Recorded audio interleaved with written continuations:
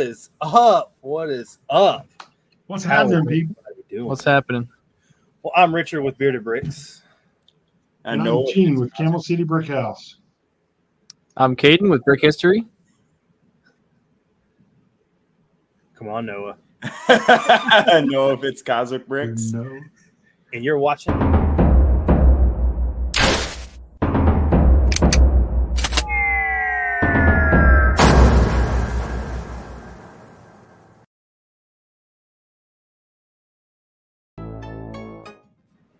Man, Drew would not be impressed. No. Yeah. He would be scolding us. Same time as Gene. Yeah, we screwed up. Well, I guess there was no order in that. Nobody ever talked about that. That's Yeah. We everybody usually do it. We got Noah and we got Mr. Caden. Everybody knows me, Gene. We're trying to talk Noah into coming on full time, or at least as much as he can. He's not back there stacking dark tan slopes like a maniac.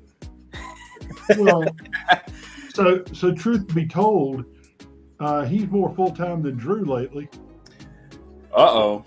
Ho, ho, ho, ho. Well, guys, it's been nice talking to y'all. Let's get out of here before Drew knows this. Yeah. I will say, though, that looking at your build, looking at Caden's build, and then knowing what I have in the castle, I'm pretty sure we cornered the market on slopes. We have all the slopes between the three of us. I got more down here in the bins below. I have no more in dark bluish gray. I have a crap ton in dark tan and in light bluish gray, but dark bluish gray is the castle is it. I've got a few thousand more of each in dark bluish gray. Jesus. And ironically enough, I ordered more and have no idea when they're getting here. But is crap ton a technical number? It is. It's a lot. It's crap ton is like, so you got like, you have one, a couple, a few, then you have a lot, then you have a crap ton, and then you have a shit ton. Yeah. A shit ton is like if he were to take all of it apart. Like inhumane numbers. Yeah. Noah has a problem with him. Like Noah's like, I could use 5 of those. I'm gonna order 5,000. How many pound was it pollens that how many have you ordered yet? Oh gosh. Like okay, so I haven't even ordered the actual amount I need yet. But I have I'm looking at 14 different packages right here, and that's only half of what's coming in. So Caden, do you know what I'm talking about? Because I had no idea. No.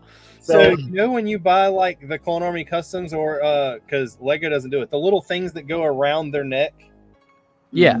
Well, the people from Utapau, I forgot what they're called, but Noah was explaining it to me. They have this little cape piece that goes around their neck. Okay. So Noah, a couple streams ago, was on, and he was telling me that he was making these different designs with them, and I didn't exactly know what he was talking about. I thought he meant he was doing variants of the minifig. Sure. Not just the variants of how he was stacking the cape piece. And he's like, yeah, I'm up to 117 different ones. And I'm like, how in the hell are you creating 117 different minifigures with the same head? Yeah. What are you doing? So then he starts sending them to me. And I'm like, sweet, so how many do you need? And he's like, oh, a couple hundred. And I'm like, so I've actually opened up a wormhole. So right now I got about 14 packages right here. I got about 10 more coming in. And this is just the bare minimum, right? This is just one of each type of cloth piece, one of each type of dress piece, etc. Right? This at minimum, I think will create over 5,000 pound variants. So I'm really going to have to size down here and figure out, okay, which ones are really the best? Because I'm going to spend a week doing it, just doing nothing in my free time but making pounds. But I'm not going to spend any more time than that. I got to put a hard limit on it. That's fair. A hard so stop we got, hold on, what's the timestamp on this? We're 5 minutes. We're 5 minutes in, and Noah has promised no more. Yeah, so we're 5 minutes in and haven't said hey to anybody in the chat. That's what I was about to say. We got first comment was Will saying that hopefully the road to Brickfair, Virginia will not be a bumpy one. I know me and Caden are taking some pretty serious loads with us. Gene's got the light load, and Noah I don't think's going because Drew bailed. Well,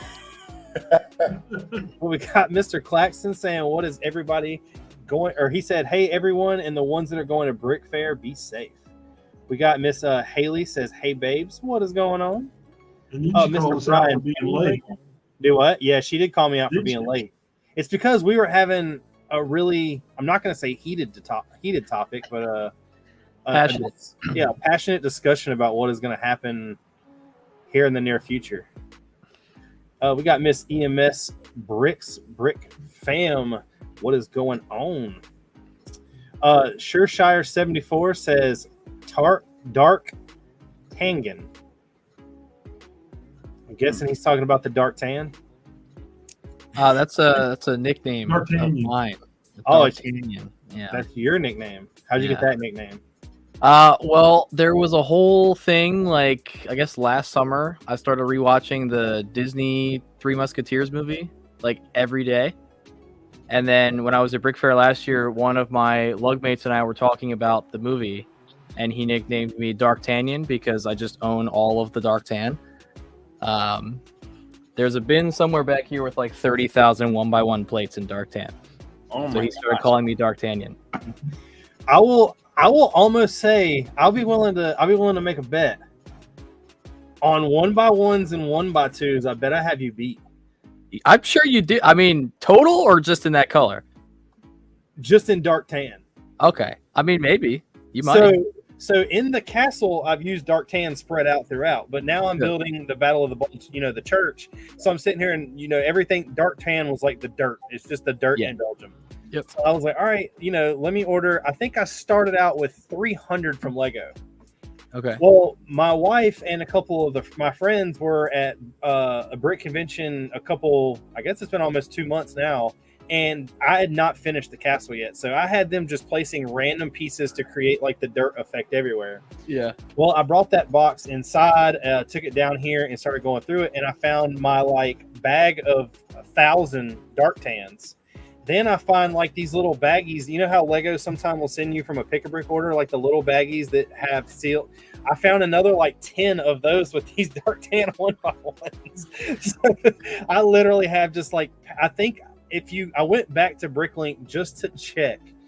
I think if I'm not mistaken right now in just 1x1s, I'm at 5,000 total. Okay.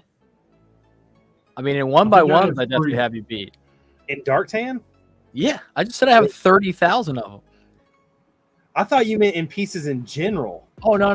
Hold on. Let me grab it. It's right here. I want to see the bin. Holy shit. So heading down the rest of the chat, you got Multigasm Geek said, "Hey everyone," Cajun Apol, "Hello everyone," and then my mother-in-law and Tori said, "Hey." You forgot Trevor. Trevor says hello from the chat. We need to get. I need to send Trevor a link. Trevor wanted to come in here tonight. You know what? After we do the gets that build, he can come in and take my place. I've got orders to pull because Tori is at her mom's. Whoa, Tori got off work? For a week. How do y'all just get off of work? I don't understand it. Everybody just leaves the whole Something to job. Something to do with she owns the damn store, I guess. That makes it a little easier for sure. So let me get this straight though. She owns the store. She does the work, but when she leaves, you got to do the work, but you pay her? Yeah, don't ask.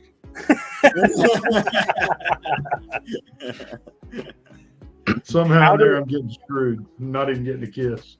How do I get in this role? I want to get paid and not have to work. No, she works her butt off. Black says, "What's up, all?" No, everybody, their store does run really well. It's Tori enjoys it when she's not there. Gene does it half the time. They're down there killing it together. So, boy, this weekend was a challenge trying to get everything ready for her to go. We were down there, probably 16 hours a day this weekend. So everyone in the chat, I was gonna post a picture of this, but I decided not to because the basement is a complete disaster. But Legion came over Friday night and Saturday night. So Friday night we go to a baseball game and then come here and start to come down here. And it was after we went out to eat and everything else. It was just kind of late, and I was like, "Dude, I'm falling asleep." He was like, "Me too." And I was like, "Well, let's just do this tomorrow." So we come down here tomorrow, the next day, and for those who haven't seen the picture, or I really have posted quick videos, not like a picture. The church in Bastogne Saint Pierre is doubled in size. I don't know why, but it looks a lot more realistic in this size with the tank beside it than it did before. I do know that. So I was doing that, and I was like, "You want to build some Shermans?" We sat down here all day Saturday, and the church is pretty much finished, except for I had to order some wedge pieces to make the angles match. And we built 4 US Jeeps, 3 Shermans. I still have 3 Shermans to go, and I have finished the entire area around the church. So all I'm waiting on is the wedge plates to come in, and it'll be done. Sweet. And you're taking that to Brickfair next year? Yeah. So the plan is I'll go to there's a event that I go to here you're on the East Coast, right? Yeah, I'm in Maryland. So I'm in North Carolina, and our state capital, Raleigh, has it's not as big as Brickfair. It's a little underneath it, but it's Brick Convention? Yeah, well, no, Brick it's Universe. called Brick Universe. Oh, yeah. There's a Brick Universe here in Annapolis in September where this will be too. So I don't have like I'm going to call it an artist contract with them, but I have a said contract, that a verbal one, that I told them that as long as they keep doing this, I will show up at every one. We try to help them do what they do. It's like an hour and a half from my house. So we come, set up, get a hotel, hang out with everyone, try to help them clean up afterwards. And it's been a blast. It'll go there. Shy pretty much blackmailed me in a sense of going to not go to World War Brick, to go to Chicago. And then it'll go to Brickfair. And then in North Carolina, my lug does an event here we have something called a science museum. Yep.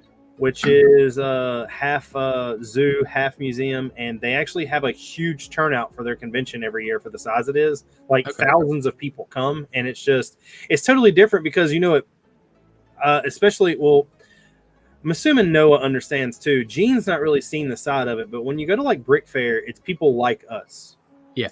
When you go to like Brick Universe, the people that come and see the mocks are outsiders. They're people that might be watching us at home, but they're the people that don't understand the Lego world like we do. Sure. So it's always funny to see them come in and they're like, "Holy shit!" Like, I bought my son a $400 Lego set that was 4,000 pieces, and it took him 4 months to build it. How long did it take you to build this? I'm like, 6 months, and it's 120,000 pieces. Yep. Plus, it's kind of cool to get I don't know if respect is the right word for it, but the acknowledgement from people around my city. Sure. Because right now we have nothing. There's no Lego store near us. The closest Lego store is an hour and a half away. There's no third-party Lego store yet. Supposedly there's a Bricks and Minifigs coming, but this will be at Brickfair next year. Okay. When you register it, let me know so I can make sure there's going to be space for you. Well, so I'm one of the first ones to register. Okay. Well, either way. Have you seen the map this year? Yeah, I'm the military theme leader for Chantilly. So I wonder, there's nothing wrong with me pulling up the map on here, is there? I don't see why not. It's public now. Let me see if I can pull up the map. Y'all talk for a minute and let me see if I can get this up. All right. What happened to Drew? Him and Mayo got into it over the hot dogs and the Pringle cans.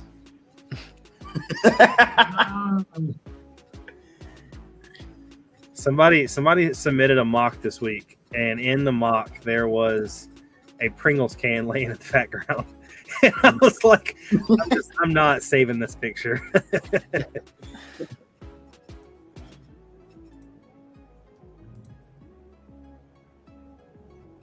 So it will let me share it. Y'all can see this, right? Yep. Yeah. So the military section this year is We're up top. GBC. Scroll up. We're behind GBC. I don't even see GBC. Scroll up a little further. There Oh, it is. right here. Yeah. So we have 3 this year. So I have this like prime spot right here. Yeah. Which I'm pretty happy with because technically mine has got a 360-degree view. I'm gonna have it set up to where, of course, you can't go behind it, but I honestly like this setup much better than it's ever been. Yeah. Yeah, that's a good spot. It's weird though, because like, and there was a whole thing between Castle and Historical, because like neither one really has like enough space for everything registered, and there was a guy who is, I guess, represents a museum who registered a bunch of ships in Historical, and so he had like 4 tables for these ships, and the theme leader for Historical was emailing Todd and I was like, can we move these to military? Because I've got stuff registered for Historical already, and that was like 3 or 4 weeks ago that was not going to fit. And so like we went through this whole thing, like right before I was getting ready to leave for vacation. I'm sitting there at my desk going through the map. I'm like, okay, I can probably make this fit, but Todd, I need like 6 more tables added 2 deep to the pod over here to make everything work. Like people are still registering stuff now. And See, I've got a question for you though, and this is going to be like a hot take to hear your info. And I know there's some people in the chat that want to know this. What do you think about not being able to take a mock to a convention of the same mock more than like 2 years in a row? I mean, personally, I think that's something that's fine, and I think more shows should do that, because at the end of the day, like the hobby is always growing. Like there's always new people coming. Like I'm pretty sure on my list of registers right now, there's like 9 people who are first timers to Brickfair just this year. And that's displaying in military? That's just in military, yeah. So of the like, I think I'm up to like 72 people registered with mocks in military. 9 of them are first timers. And so like, I'm sure it's similar numbers across every theme. Like I know one of the big things for military, especially at Brickfair for probably the last close to 10 years now, Magnus always brought his big like G.I. Joe layout. And so they would do the war games during private days, but then they'd have this, big battle scene set up. And it never really changed. Like he'd add little things to it, or like he'd bring different vehicles, but it was always like 6 tables of this landscape, and it was there every single year. So he's not bringing that this year. It wasn't there last year, was it? Last year he had a small piece of it. Last year he had downsized it because the year before he made it bigger and they tagged the airfield onto it. So they had, I think it ended up being like 8.5 tables in like this big U shape. So they had like half of an island just of that. And so last year they brought a lot less, and then this year he's not even bringing it. They're doing a collab this year, but not of that like size. It's weird because like the whole not bringing stuff more than a couple years has always been like a underlying unspoken rule kind of, but then there are like the big crowd pleaser ones that just kind of show up every year. So I think this is like the first year that it's being enforced, because at this point, and I don't know if Todd sent out an email or if the theme leaders were sending out emails. I know I sent one out that anything registered that's over like a 6-foot footprint is being rejected at this point. Like there isn't space. So this is the conversation that we had on my end. I'm not going to say who it was with, but no, I don't even think that it matters anyway. But basically, this is the way that I look at it. Us as displayers, including Noah, who plans to display at Utapau, it's our way of showing people what we have done. It's our way of displaying our creativity, which is awesome. It's amazing. Not everybody, kind of, a lot of people don't use social media. They don't sit down and kind of pinpoint what they do or show building progress or any of that. It's just all you show up at a convention and it's there. Right. But at the same time, the whole point of a convention is to draw fans. Sure. And after a while, I mean, it's take NBA or sports in general. If the same team does the same thing every year for multiple years, it eventually is not going to be fun to watch anymore. Right. People lose interest. Yeah. But that's the way I look at it. And a lot of people say that I'm wrong on that. A lot of people are, because Lego artists and I'm going to use artists are different than us. They will build something and display it for multiple years, Sure. As a art piece. Whereas I can't, like, I don't know about you, but I can't stand something being together that long. People laugh at me about this, but I have like, I don't know if I'm freaking autistic or if I know I have ADD, but like, I was building the castle. I wanted to finish the castle. I finished the castle. The minute I did it, I was like, I want to start this World War II mock. Now that I've started this World War II mock, between Noah and Drew and a couple other of my friends, I'm like, this freaking Coruscant mock better be like, it better be something special. So I've already, like, I'll just be completely honest. I ordered a order today because the guy that I ordered from is a good friend. He promised me that he could have the pieces here by next week, because I still need some brown tiles to fill some places in the castle for wood planks. But he had all the wedge plates that I need for the church, which also means when I get back, I can finish doing this and film the next video. But he has 150 Coruscant guards. Ooh. So I was like, well, I might as well grab 10 while I'm here. Should have grabbed more. We'll see. I'm Noah. I'm holding off. So I think it's funny. I think it's funny you say, I'll be honest, and then you flatly lie. You said, I finished the castle, and then I wanted to start building the World War II. Hell, you started building the World War II thing months before you finished the castle. That's not entirely true. The castle has been up in a box. I have yet to take the castle out of the boxes since I left for... I packed it up for Brick Universe, and it's been in the box ever since. So it's been in the boxes since June. Yeah. Technically, the castle wasn't finished until I went to Brickfair. If that's the truth.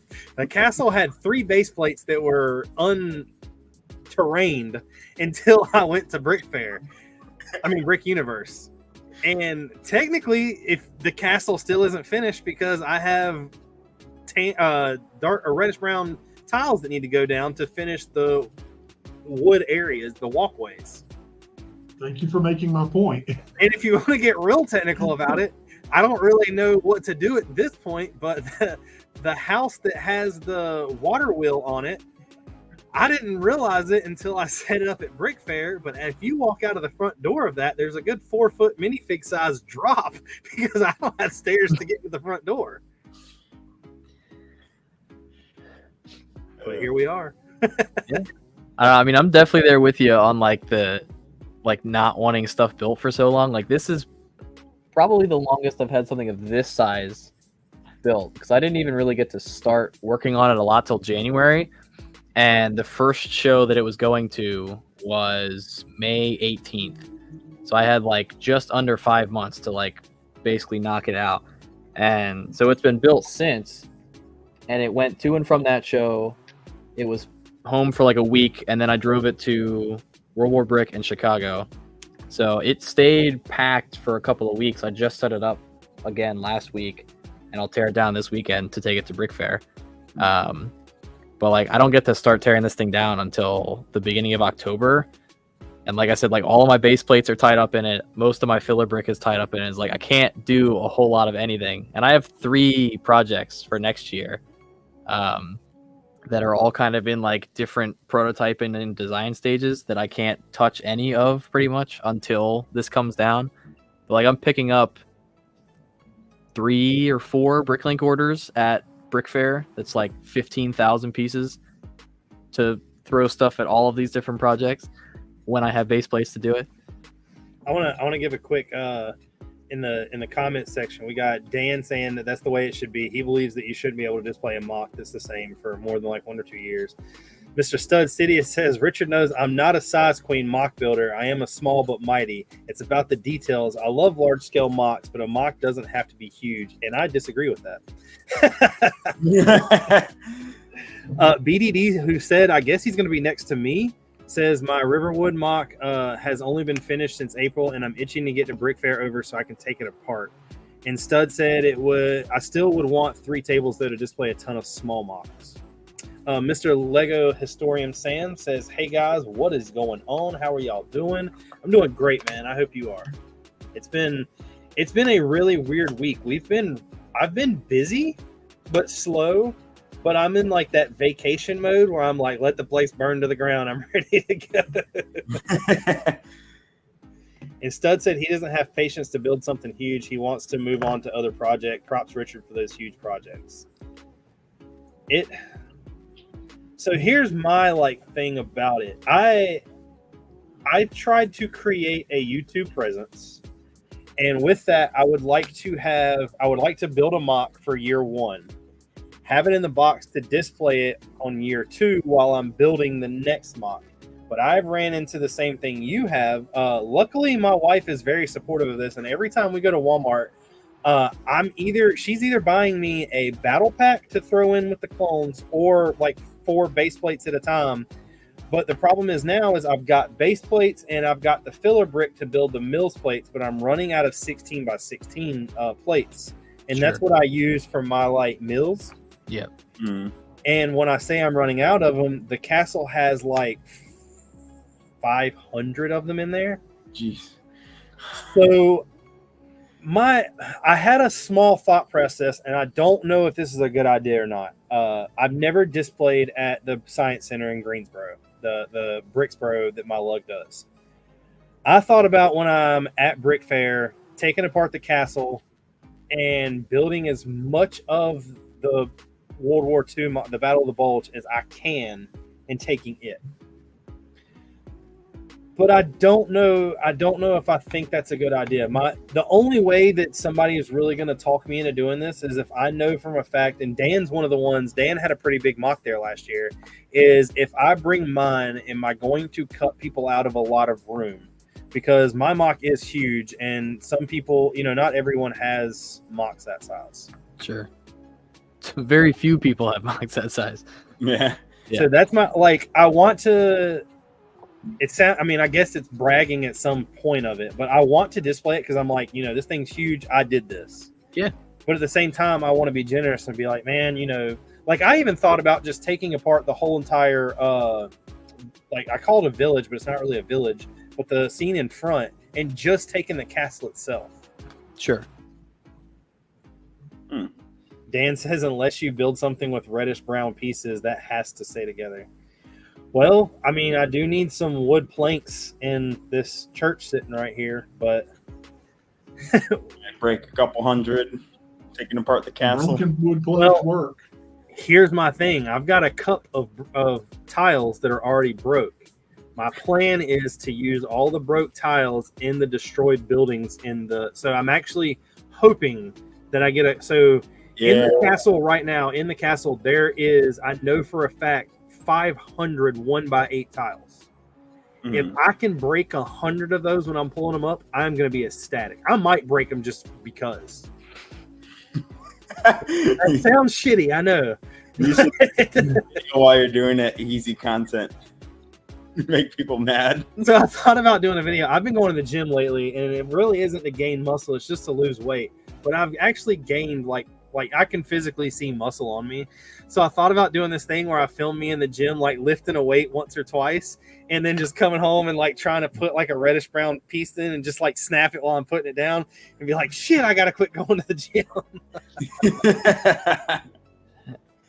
Yeah, I've got a drawer of just broken plates and tiles and stuff because I've been doing between all of the bins and stuff you guys can see behind me that are there's a lot of bins underneath the tables, and most of them are sorted stuff, but there's a lot of them that are remnants from shows of either pick-a-brick stuff I picked up or whatever. So I've been like sorting through them.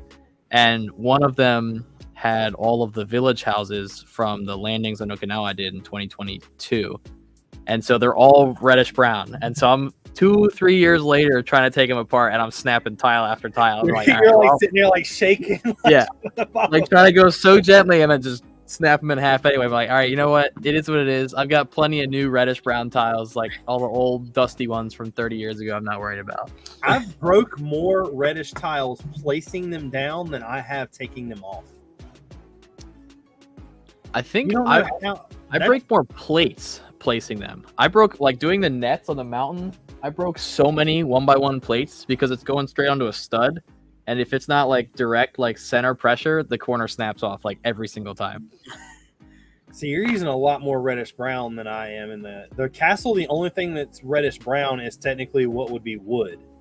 Sure. So you got trees and then like the wood walkways, the wood planks and stuff. And placing them is all like subterranean. It's like the craters and stuff is all reddish brown. Well, see, that's what. So I'm trying to, even in the best on, I've tried to keep the. I don't know if it's just my color palette or what, but I want to keep all the sand and all the dirt dark tan. Just because I don't even believe tan would be the right color to use because of all the snow that happened back then. If it is tan, it's going to be dark tan because of the waves. Yeah. With the craters and how everybody, you know, when somebody shows like a mortar hole, they'll do like black and then show like the ground. Yeah. Well, I don't know how many people have actually seen like an explosion in the ground, but not a lot of it turns black. It's like that dark brown clay color. Yeah, I saw the one you had in front of the church. So I'm using dark brown for all like the whole. I mean, I'll throw black in some, but I'll be using dark brown a lot. Dark tan for all the dirt. But once I do the buildings, the other houses, I want the reddish brown to represent wood. Sure. So I'm trying to show the difference between wood and mud. Right. I mean, that makes sense. Like when I first started doing mocks back in 2015, my like base color palette at the time was regular tan because at that age I was like 11. I could get 4x4 tan plates on the pick-a-brick wall. And so for relatively cheap, I could do a large size something. And so I used tan up until 2019.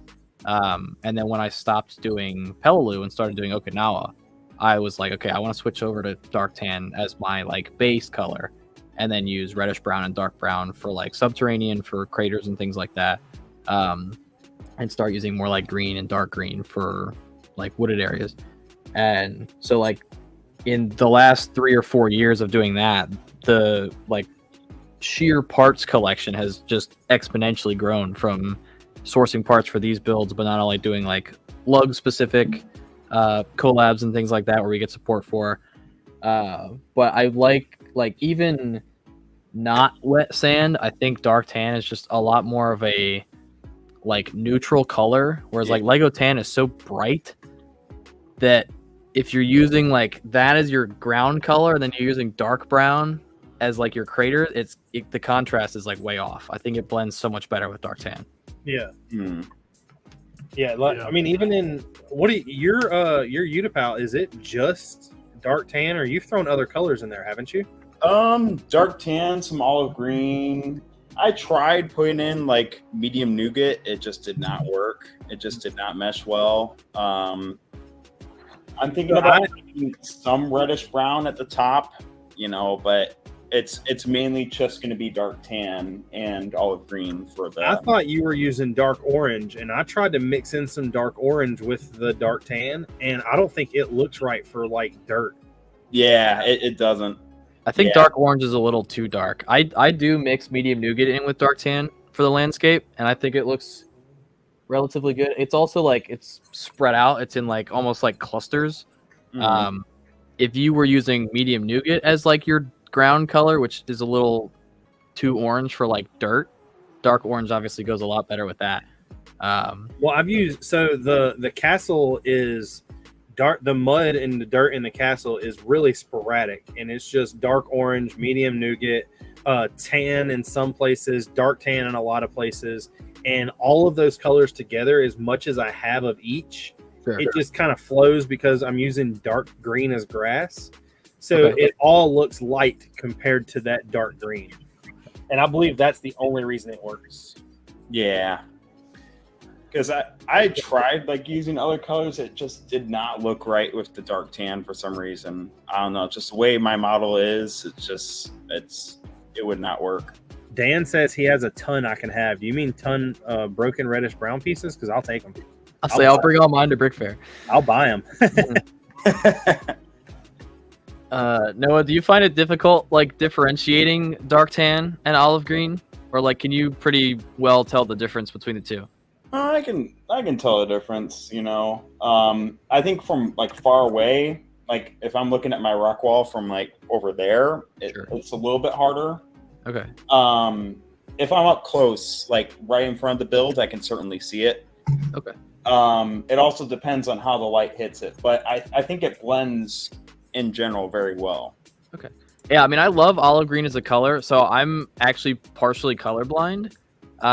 And so dark tan and olive green look identical to me. And so like I have them sorted by color specifically for that reason, and we'll never use them in a mock together. I think it was like 2017, 2018, I had a crater and I got to Brickfair not knowing that like half of it was olive green.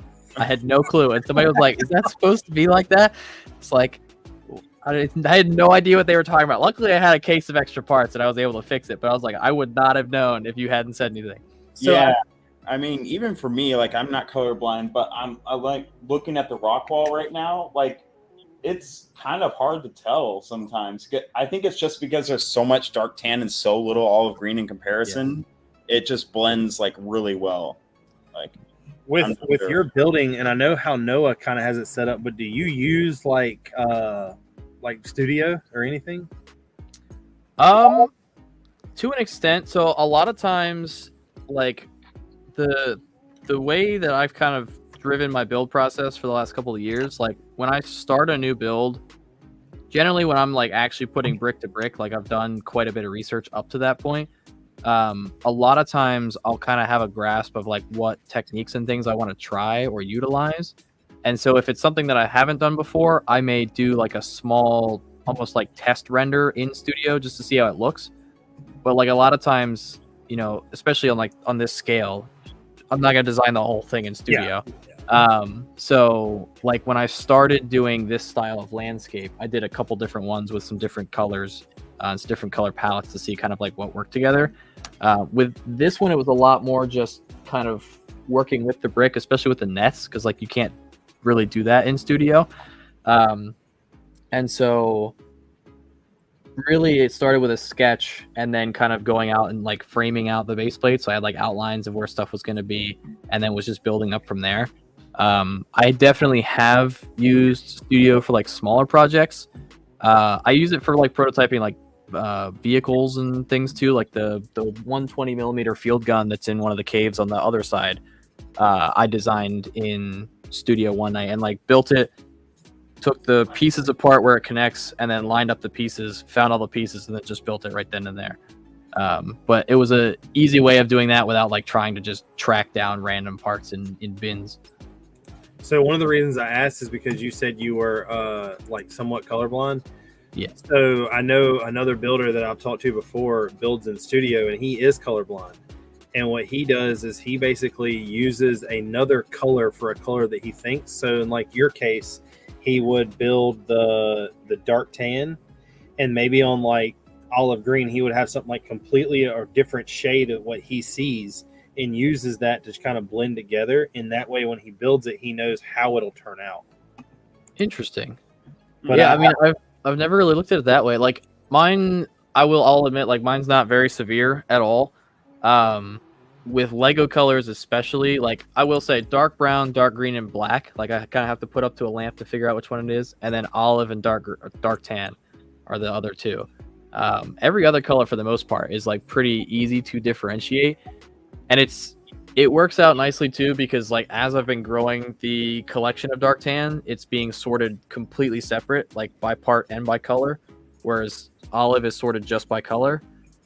So, but like as I'm going through like the huge Tupperware tote bins from the last 20 years of what was family Lego growing up, and trying to sort all of that stuff out. Like I'm putting pieces up against the lamp to see which one's greener than the other one.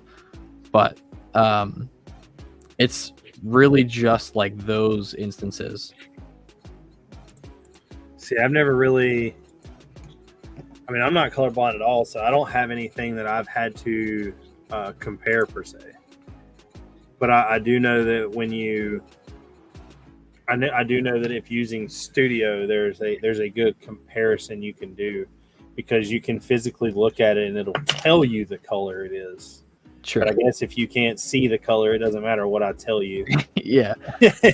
I mean, I will say too, like the new style of Lego instructions, like for the sets, because I buy a lot of the Star Wars stuff.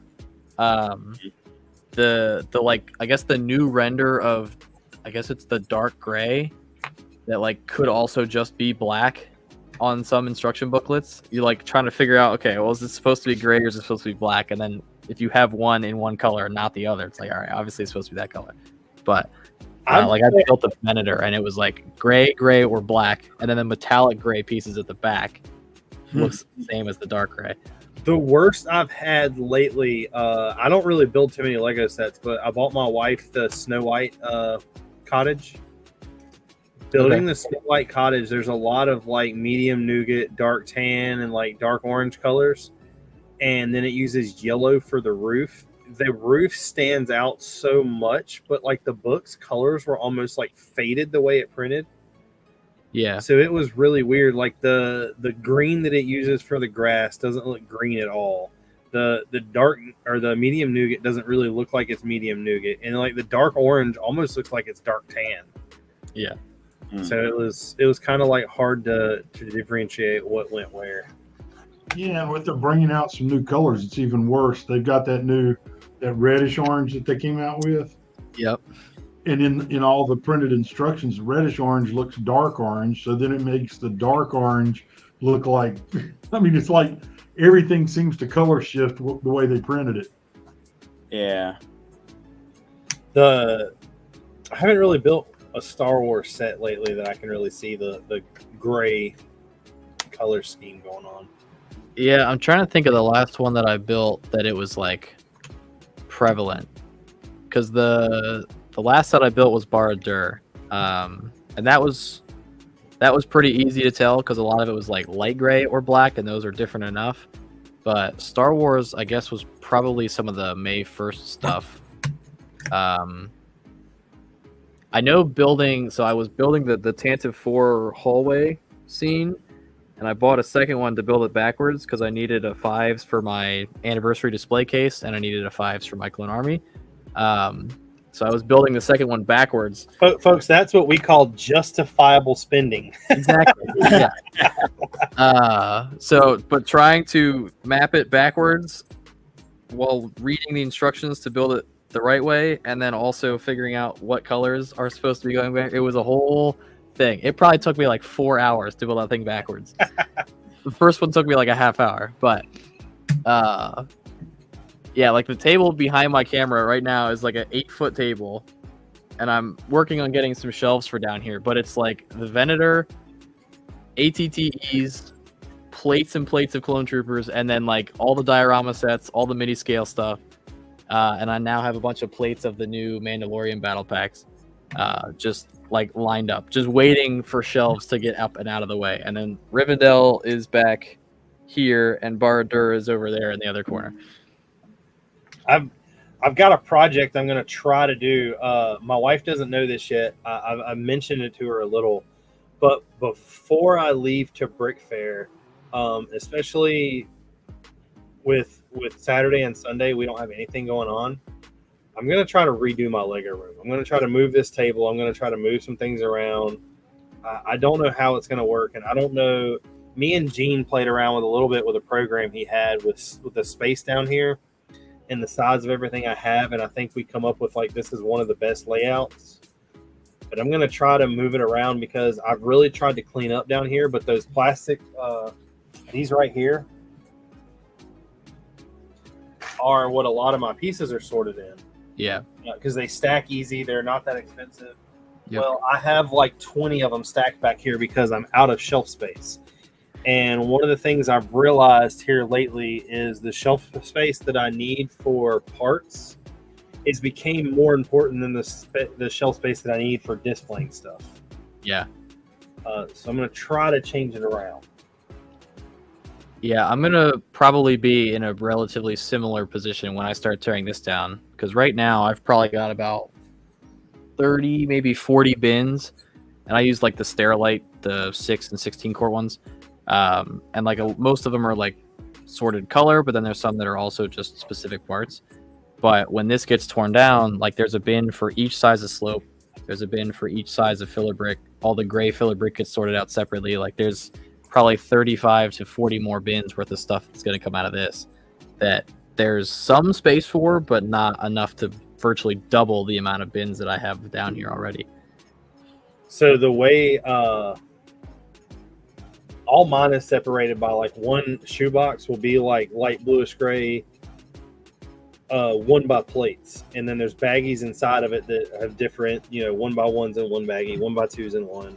And I've done that for pretty much every color. Anything that I'll never use, like yellow, turquoise, red, like blue, and all that. All those pieces are just separated by pieces for filler. Okay. So I have like a bin full of random colored 1x1 bricks, a bin full of color, and all that to me, I don't know, it works out better for me because when I need filler, I don't care. Of course, nobody really cares what color it is. Yeah. But the only brick that I have, I'm going to say a large quantity that technically could be filler brick that I could use in other places is black. I bought like 2,000 black 1x8s, but when you're building with filler brick and it being a 1x8 is not always like the best thing to have. Yeah, I mean, so I'm going to get to a point where I'm doing something similar, like having them broken down like that. I'm trying to get through all of the bins of family Lego first and sort everything by color and then go back and do each color individually.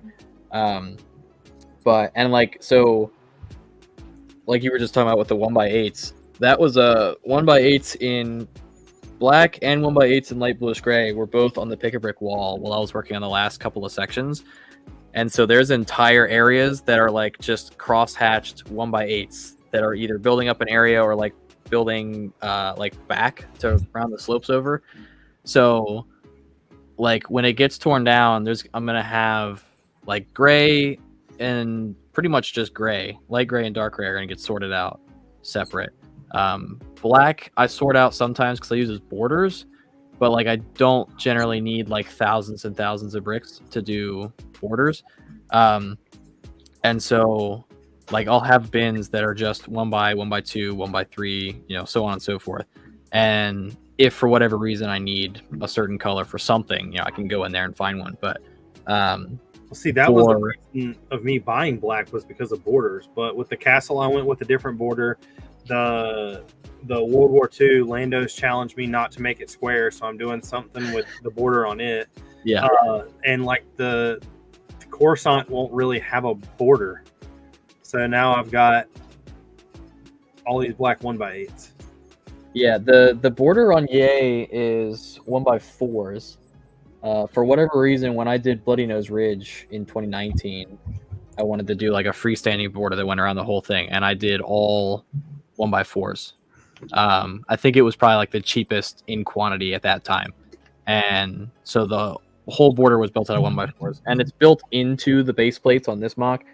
But like for Hacksaw, I want to do like a freestanding border that comes up to the edge of the rock face, and then have like spillover like freeform border around the base where the like staging ground is. So I'll probably use a lot of the 1x8s just to create like long strips that I can like snap together.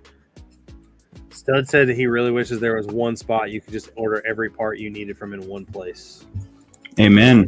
From one vendor. That's the dream right there. Yeah. I've been pretty lucky in most cases on finding parts. Yeah. But I've gotten where lately, I mean, me and Gene were talking about this when I first started building mocks. I would order from Bricklink, like I would order 5 or 6 orders versus now where I might order one order from Bricklink and 5 or 6 from Lego. Yeah. Yeah. But for what I'm doing, I'm coming out cheaper buying it from Lego. That's fair. I'll go back and forth between the two. Like generally on Bricklink, I'll look for whatever the part I'm trying to find in like the highest quantity, or that I know is like the most expensive, and I'll try to see what I can get that quantity for. And then if it's even on Pick-a-Brick, see what the difference is. Because there are occasions where like I'll put together some orders and then I'll take pieces off of Bricklink orders and put them on Pad because it ends up being cheaper. But a lot of times if I'm ordering stuff, I'm ordering it to like be used as quick as possible. So if it's not on the bestseller list, like I don't really have the time to just sit here for a month and wait for parts to show up. Like I'd rather just spend the extra 1 or 2 cents a piece and get them from Bricklink. Yeah. So I mean, I guess my plan is a little different than y'all's. I would rather spend the 1 or 2 cents more just to get the points to later be able to use them. That's fair. Because it's also different too when you like, especially like Noah with the slopes, the 1x2x3s. If you can get them off of Lego, you can order 1,000 of them, whereas one store might not have 300. And I mean, they'll upcharge as well if they got big quantities, you know? Yeah. That is the only downside to Bricklink, I think, is the fact that people with quantity can like just. There's a store in, I don't even know where it is. It's in the US. It's called Brick Vibe.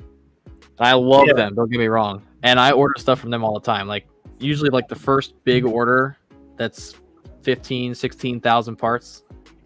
Yeah, it's gonna cost me a lot more than it would from anywhere else, but I can get it all in one place and just be done. Yeah.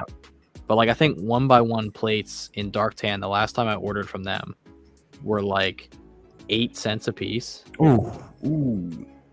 And I was like, all right, because I was ordering like 1,000 at a time, Good. and I had an opportunity through the lug. We were doing project support for our coral reef for last year, and 1x's were on the list, and I don't think I'm allowed to say like exactly how much it was, but like it was quite a bit different than what Bricklink was. So it was worth just being like, all right, I will build a coral reef. Not something I would normally build, but I'll build a coral reef if it makes that a little easier for like future endeavors. Yeah. So I'll tell you that right now, I'm trying to get it pulled up from Lego. Go ahead, keep talking, and I'm going to continue to do this. I tend to find that, especially when you got like a new part, especially in a new color or something, it's always, if you want a lot of that part right away for your builds, it's always cheaper to order on Pick-a-Brick. Yeah. Always. And I ran into one of those situations. I think there's this new dark tan inverted slope piece. It's not like an actual inverted slope, but where it's kind of like a plate, you know what I'm talking about? Yeah. It came in the Donkey Kong Treehouse set. So, but on Bricklink, they're like 72 cents a piece. So I'm like, well, I'm going to make a big Lego order because, you know, they're going to be a lot cheaper. Sure, it'll take a while, but, you know, it's going to be a lot cheaper. Sure. So right now, Brick Vibe has dark tan 1x1s for basically 7.5 cents a piece. Yeah. And he has 56,953 of them. Yep. The Pick-a-Brick online is only 5 cents a piece. Okay. Yeah, So, I mean, that's not bad. So with every, how would that math work? For every 200 you buy, you're pretty much could get 100 for free. Let's see. You said what? 7.5 cents. So Yeah. 7, 5. Let's just do times 1,000. So $75 for 1,000 from Brick Vibe versus the $50. So every 1,000 you're saving $25 basically. Yeah. Which, if you're ordering a few thousand, that adds up pretty quick. But the other thing is you're getting free shipping. With Bricklink, you're not getting free shipping. That's true. Yeah, and they charge a pretty decent amount of shipping regardless of what you're ordering. Yeah. Like I order 10 parts and my shipping is $15. I order 30,000 parts and my shipping is $15. It's like, okay, well, but yeah, like Pick-a-Brick, I think like if more stuff, because the one thing that really gets on my nerves is when I'm ordering wedge plates, and the left one is bestseller and the right one is not. Like Oh, every yeah. time I try to order wedge plates on Pick a Brick, that happens. I'm like, oh my god, But I'm you not know waiting a what? month for the right ones. I would much rather that happen than when you go on to Bricklink to get them, and the left one is like 4 cents and the right one is like 17 Like cents. 30, yeah. Yeah, it's like, Well, that was. Oh my I think gosh. even the dark tan ones. Ridiculous. It might have even been the regular tan ones. I bought for one of my builds. I was doing a building that was sitting at an angle, so I was building the frame out of wedge plates, and this was still when I was using regular tan as my base color, and I was trying to get wedge plates on Bricklink, and I think I ended up getting right ones in tan, so 2x4 wedges in tan. And wedges in tan are not cheap, just to begin with. The right ones I think ended up being like 32 cents a piece or something like that, and I got like 25. And the left ones were at least like 60 some cents. So I'll tell you right now. So one of the things I've been doing to kind of help out on the terrain when I build the Ardennes Forest, Yeah, is doing the wedge plates. You know, you stack them to build up. I Yep. mean, it's just how you do it. So in white, this is kind of like they're all pretty much around the same price left to right. But what's weird is they all hover around like the 10-cent mark. And I ordered 100 of each one of them, versus where if you go to like dark tan, you can get some of those dark tan ones for like 5 cents a piece. And then, like you said, if you go up to tan, most of those are like 30 cents a piece. Yeah. Well, even dark, remember which size it is. It might be the 2x4s. That the left ones I think were like 8 or 9 cents a piece, and the right ones were like 22 cents a piece. Yeah. That makes like- no sense to me. Yeah. I mean, I guess it comes down to like, especially on Bricklink, it's like, okay, well, this one came in 1 set, this one came in 5 sets. Like, Yeah. if you're buying stuff to part it out, I guess, but I don't know if it's still like this. I'm going to look it up so I'm not like completely wrong. When I had planned to do my first Star Wars mock, I was buying a ton of the 1x2x3 and the 2x2x3 slopes. yeah. Mhm. And if I'm not mistaken, last time I checked, I'm gonna double check right now. I'm gonna go to Brick5 just for shits and giggles. But I believe the 2x2 is cheaper than the 1x. Yes, the 1x2x3s are Mhm. last time I checked 19 or some cents a piece, maybe even more. I will admit I'll take at least like 3% fault for that. I've probably got about 4,000 over here. So But- in a dark bluish gray, a 1x2x3 is $1.87, and then a 2x2x3 is $1.19. And that's on Brick Vibe. Yeah, if that's light bluish gray. I mean dark Oh, bluish light- gray. Dark bluish Ooh. gray. The 1x2x3s are $1. Jeez. They're almost $2. A light bluish gray 1x2x3 is $2 or 34 cents. Sorry. That's crazy. I'm glad I got mine when I did then. I don't even want. I mean, that's Look at what, us build proudly. $8,000 worth of slopes. Yeah. Whew. Dude, Man, me and you are sitting on a gold mine. Yeah, right. Let's just see if Brick Vibe will buy used Lego for any percentage of what they sell it for. I'm gonna buy your Lego back. Yeah. Everything I ordered from you, I'm gonna sell it back to you. Stud said that he uses the digital to sketch out mocks because all the parts are there, but he enjoys being hands-on, which is kind of what I do. I do a rough sketch. Yeah. I mean, I'll do a sketch for like mapping, and then like he's saying, like, you know, you have availability of every part online, and well, that's another reason you use Studio, especially for like vehicles and stuff. Like you can play with angles a little bit easier. I've built one of each of these tanks in Studio, and I don't know if I like trying to do it, but I'm trying to show damage in some of these. oh, Okay. And I'm trying to use Studio to figure out how the best way it is, so I'm not popping these apart like constantly. Sure. Mhm. But Studio's not really working with me. I guess just because of all the weird angles and the weird piece layouts it takes to get Yeah. there. So I'm I gonna have noticed that, especially with like World War II vehicles, the Like the shaping, the curvatures, and the angles of those vehicles makes it like near impossible. Like I'll grab one of my LVTs. I had built one in person and I was trying to build it in studio so that I could kind of like part it out separately. And like there was no means of getting it, like this whole front chassis piece, this is held on with one stud and this top section is held on with one stud. There's like one angled plate sitting in a clip on the inside that holds the entire front of it together. Oh my. So I mean, it's relatively sturdy, but like it's all single stud connection points the entire length of it. And so getting it in studio, like I basically ended up, because I like using the word modular. It comes apart into like chunks that can just snap back together, which makes it easy when they fall apart in the car. But I ended up just like building each piece individually and then just taking like pictures of how they go together IRL. But so like on mine, for instance, I want to show one of the turrets the turret exploded off.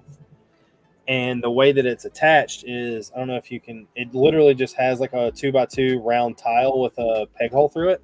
Yeah. And then the bottom of the turret has a pin. So doing that is easy, just to use some plates and some slopes to kind of like angle it up and then cover it in. But when it comes to putting like holes and stuff in the side of them where you have to like deconstruct that, it's not exactly working right in studio. yeah. Which is really weird because I built the entire Bricks in the Sands 2 book on studio. Like I have every single vehicle built in studio. That way I knew what pieces I need. Sure. But these World War II tanks are just not happy with it. Yeah. Dang. Yeah, I mean, you could almost do it.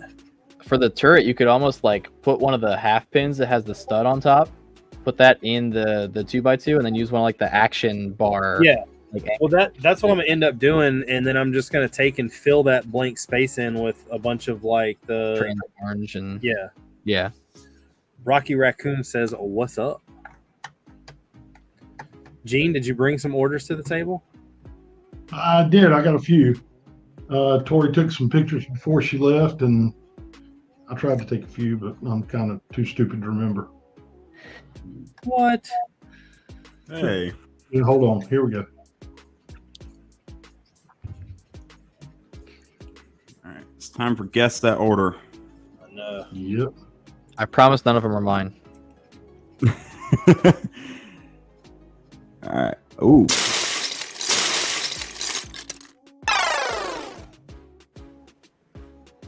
Okay. Blacktron. Building alien. That might be a xenomorph.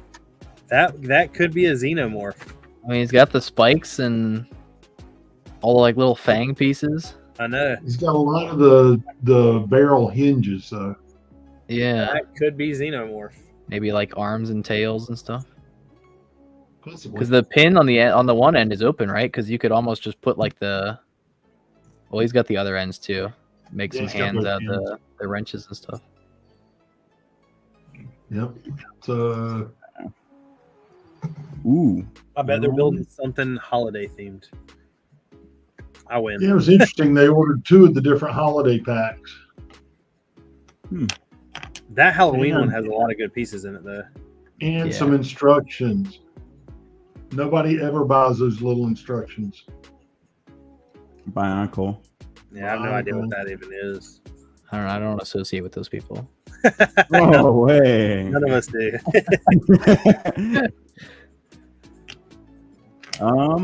That just looks like replacing set parts. Yeah. That's what I'm thinking. I mean, it's so random. Well, and like the dark red too, especially. Yeah. I mean, those Yeah. are like very specific parts. Yeah. You know what I'm saying? Like, Star And it's Wars. like singulars of stuff too. yeah. You just one of this, one of that. You Yeah. kind of got to say it's filling holes. Huh.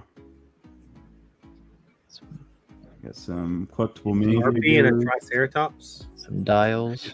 RP and Yeah, Triceratops. They're finishing up their series. And CMFs. Where are those? Oh, snow troopers.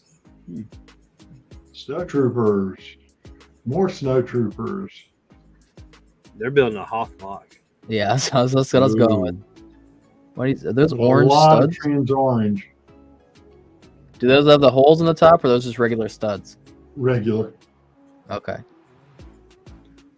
Someone's Since throwing an everything we ocean or sell is something. used, we stack those in tins. Makes it easier to count when people order 400. I mean, yeah, more power to you. I have no idea. I wouldn't even know where to start. Something blue, probably. Like Yeah. an Dark ocean or azure, medium something. azure. I mean, and one piece of medium blue right there. Everything else is dark azure and medium azure. And I'm learning how many different shades of blue there are while I'm Ooh. sorting on my collection. Utapau. That looks like a swamp mock. Dagobah. All the trans green. Oh, It Caden could be a swamp. Dagobah. The swamp water from Dagobah. Dark Yeah. orange, trans green. Yeah. Is that medium nougat on the bottom right? Yeah. Is that I regular don't tan order at all the top? Top middle? I mean, it's obviously a mock being built. Who would order that? Tori says that's Drew's. It is. Does that mean that And he that's got it yesterday, so he's at home building mock. He's not with his family. Slacker? Ooh, Missing pieces. I remember those figures. yeah, like Lego Agents. It's a throwback. GBC. Yeah, GBC. Is that I an think it's official something like Lego? What is that on the bottom right? Is that like string? Yeah, it's the string. It comes in the cranes and things. Okay. And it's crazy. Some of those are like $7. Jesus. Yeah. I like to tie nooses with them. I'll say I'm gonna trade some DBG slopes for those. Bionicle. Yeah, so that is I think, $12 mask. Tori will probably chime in here. That almost looks like a Predator mask. It really does. Like you throw some dreadlocks on that thing. Probably just one of those Star Wars guys. That or they're building tanks. That's what I was going. He's building a tank. That's not Star Wars. Maybe he's building a military mock. The green throws it off though. That's a weird color. Yeah. Yeah, the green and the pink. On the Technic wheels being in, is that white up in the top left? No, I think that's light blue with gray. Yeah, I think they're light bluish gray. I think we're getting a weird reflection of light. Yeah. Dang. They got a lot of grate pieces on the left side, like those angled grates. Yeah. Yeah. So Oh, yeah. I don't know.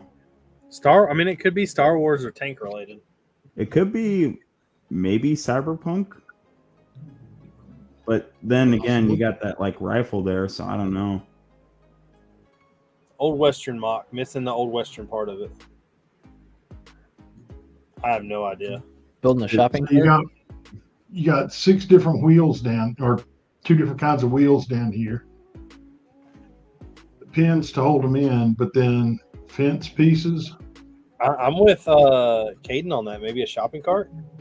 maybe. I can't understand how you build it out of those pieces, but I mean that's what I'm going with. Well, I mean, the wedge plates would be the side, and I guess it would go over. You would have the front and the back being the fence piece. Yeah. The hoops would contact on the side of it to hang down and make it for the wheels. But I mean, it's not going to be very sturdy at all. I'll say they have really no way of like attaching anything to anything. Yeah. And there Because would those be no pins will bottom. attach to clips. There would be no bottom, and I don't know what you would do with those like gauges. Yeah. Fill the shopping cart. Ooh. Yeah, so this one's weird. There's a Bionicle mask, some printed parts. Matt, Looks like kind of bits and pieces to complete some sets, but also like I don't know, some stuff for mocking. those 1x1 clips in the top left, those olive color, Those are sand green. Yeah, those just sand green, yeah. love those. I've got like 5,000 of those things. Yeah, they were on the pick-a-brick wall for a while, weren't they? Yeah. Yeah. Yeah. They had a lot of sand green on the pick-a-brick wall a couple years back. Green tile, I have no idea. Missing pieces, replacing missing pieces, and then we got mock stuff over here. Top is a waste management truck. I don't see a lot of people using bright green for terrain because I tried using it in a mock in the past, and some of the pieces for it are just so expensive in that color. Yeah, and you'd have to pair it with like another pretty like pastel color. Yeah. Yeah. Tori said that was the last two expensive black pins. On the shopping cart? here. Oh, right. Yeah. So that pin that's a half axle, half pin is the same as the blue ones, but the blue ones are like 1.5 cents a piece, and these are like $2.50 a piece. Oh. Yeah, So that was the Make them last two. gray. Yeah. buy you This some guy gray. bought 4 of them, $10 worth of pins right there. And this next order was 2 more of them. It was the last 2 we had. Ooh. Brickhead? Building a dragon, maybe? Maybe use the I was thinking with light these blue pieces like here, scales on the back. Yeah. I think it's a brickhead. GBC. Bionicle. It's got some bionicle parts. I would say it's bionicle. Discs. Yeah, a lot of these weird shaped thin lift arms are used with the Bionicles. Yeah, the larger ones. But again, here's one of those people that did like Richard. I need 3 red pins, and they're a lot cheaper if I buy them 50 at a damn time. I mean, when the sellers list different prices for different quantities, the higher you go, the cheaper they get. I know. Yeah, you'll see that here in a minute too. Ooh. More bulk. 250 of those pins. A lot of Technic builders tonight. Yeah. They- Building them they're getting bionicle a things lot of taxes. for Brickfair. They're going to take over Brickfair. All right. Ooh, some motors. Those are expensive. 2 $22 motors, a couple of plates, some round tiles with studs and holes, regular plates, and 425 axles. Wow. Nice. For some You can reason, the see 425 axles doesn't fit with the rest of it. Yeah. No.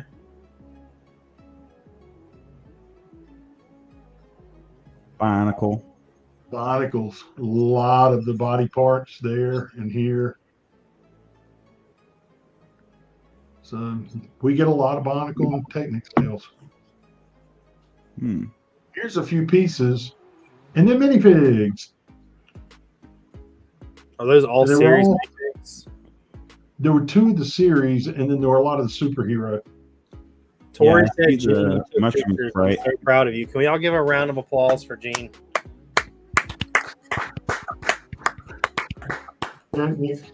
Technic, and 3 wheels. Boring. Ooh. Yeah, so this one was kind of cool. I think they're building a Jordica. Yeah. Yeah, they definitely are. I'm right there with you. Look at that. A bunch of them, though. How many Yeah, do you there's- think they can build out of that? Well, There's the dome piece, if 20 you of the go, pearl dark gray arms. go up and over to that, scroll in right there. This Doesn't one? it take one of those dome pieces, the cone pieces, to build one? Yeah, I like it they with might the have some hectagonal bar parts plates. or something. Well, Yeah. there's You 6 of talking them about right this there. dome here? There's Yeah. 6 of those, and there's 6 of the flat silver octagonal pieces. So I guess they're building 6. And there were 6 of these pieces. Yeah, those are used in the Jordica designs as well. They're building the 2013 style Jordicas, from what I can see. The new ones look so much better. You think so? Like the new little Hermit one that came in the Jordica set. Yeah. I think that one looks terrible. I think it is. I don't know. I gotta see it in person first before I judge it. On the box, it looks good. Yeah, it does. Not gonna lie. It's not as great in person. I'm all about the classic one. Well, I mean, And let's there's just be the- honest. We there's all the need a final 3D. boring build of the night. Yeah, that I bet it's gonna be red. Yeah, Yeah. with one Okay. wheel. It's a wheelbarrow. So there you go. There's a guy every year that shows up with Brickfair with like a V8 engine built out of those the Technic bricks with the holes in them, and I'm Yep. just like, this thing is so blocky. I mean, it works, which is cool, but at the same time, it's already been there for 2 years. Yeah. Kick the I don't know, bucket. I will say on those half pin, half axles in black, if they ever make them in gray, I don't care how much they are. I'm buying some because these So I'm gonna let tan you know ones right and now, blue ones connecting gears are so ugly. I'm gonna give you a heads up. Go to You Lego's prefer bluish website. I gray, just- or you don't like bluish gray? I mean, either one. Use light bluish gray because that's what I did. I swapped all of these. They're Yeah. on Lego's website right now for like 4 cents a piece. I think I ordered 200 of them. If you go to Bricklink, they're still like $1.50 a piece Sick. So light bluish gray? for the light bluish gray ones. Yeah, That's crazy. last time I checked, they were still like $1 or something a piece because they didn't come out until they hit with the Skyline and stuff. Okay. Yeah. I'll have to order some after Brickfair. When I seen that, I was like, "Yep, I'm buying some."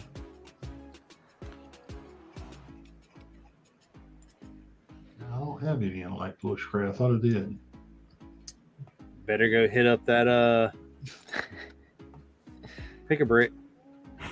It's the part number is 43093. Man, look at me hitting this Bricklink faster. Well, than- there's also a 3749 in light bluish gray, which looks the same and doesn't have the friction ridges. So in light bluish gray, with friction ridges, it doesn't exist.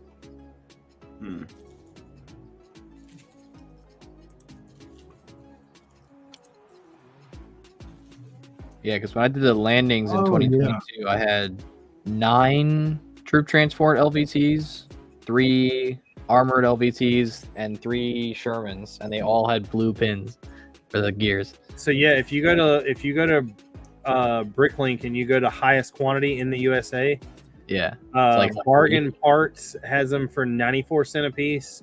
Heartbreaker has them for 18. The Brick Guy has them for $5.99 a piece. You're talking about 3749? Yeah, Can you do light gray instead of light bluish gray? I mean light bluish gray is a hell of a lot cheaper. I got light gray at 4.5 cents a piece. Yeah, but if I'm buying 236 of them.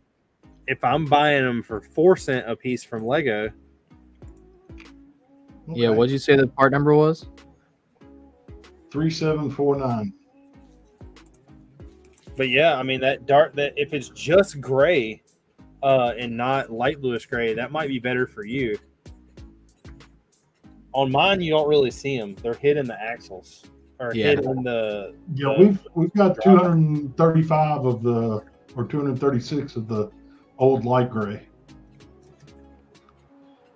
And it does have a mix of light gray and light bluish gray in together, because some of the old light bluish gray, when they first transitioned, Sure. as it ages, not even It in the fades, sun, yeah. it turns Yep. light gray. Oh, I've got plenty of parts like that. There you go, Caden. You need to make an order. Go ahead and buy them out. I don't know. I need to be on a hiatus until after Brickfair. I already spent way too much money. I feel So have that. you? We're gonna let Gene go. He's got to go I've pull got to some go do some orders. orders. But with that being said, have you spent any money at Brickfair yet? I'll see you later, Gene. Have I spent any money at Brickfair yet? Like, i.e., like stuff I'm picking up at Brickfair? Yeah, like so. I've already bought my white well set, my next white well set, and I've got a massive order from Eclipse Graphics that I'm picking up, and I've not even got there. Yeah, I'm picking up. What is that number? $580 worth of Bricklink between 3 orders. Only one of whom is on like the list for people who are bringing stuff. The other 2 I messaged. I was like, "Can I order stuff and you bring it?" They're like, "Yeah." I'm like, "All right, cool." So I'm buying. I'm picking up the Black Pearl. Okay. That's been my white whale set for. So I have like the first white whale set of mine, or the first like set I went after was the Ghostbusters Firehouse.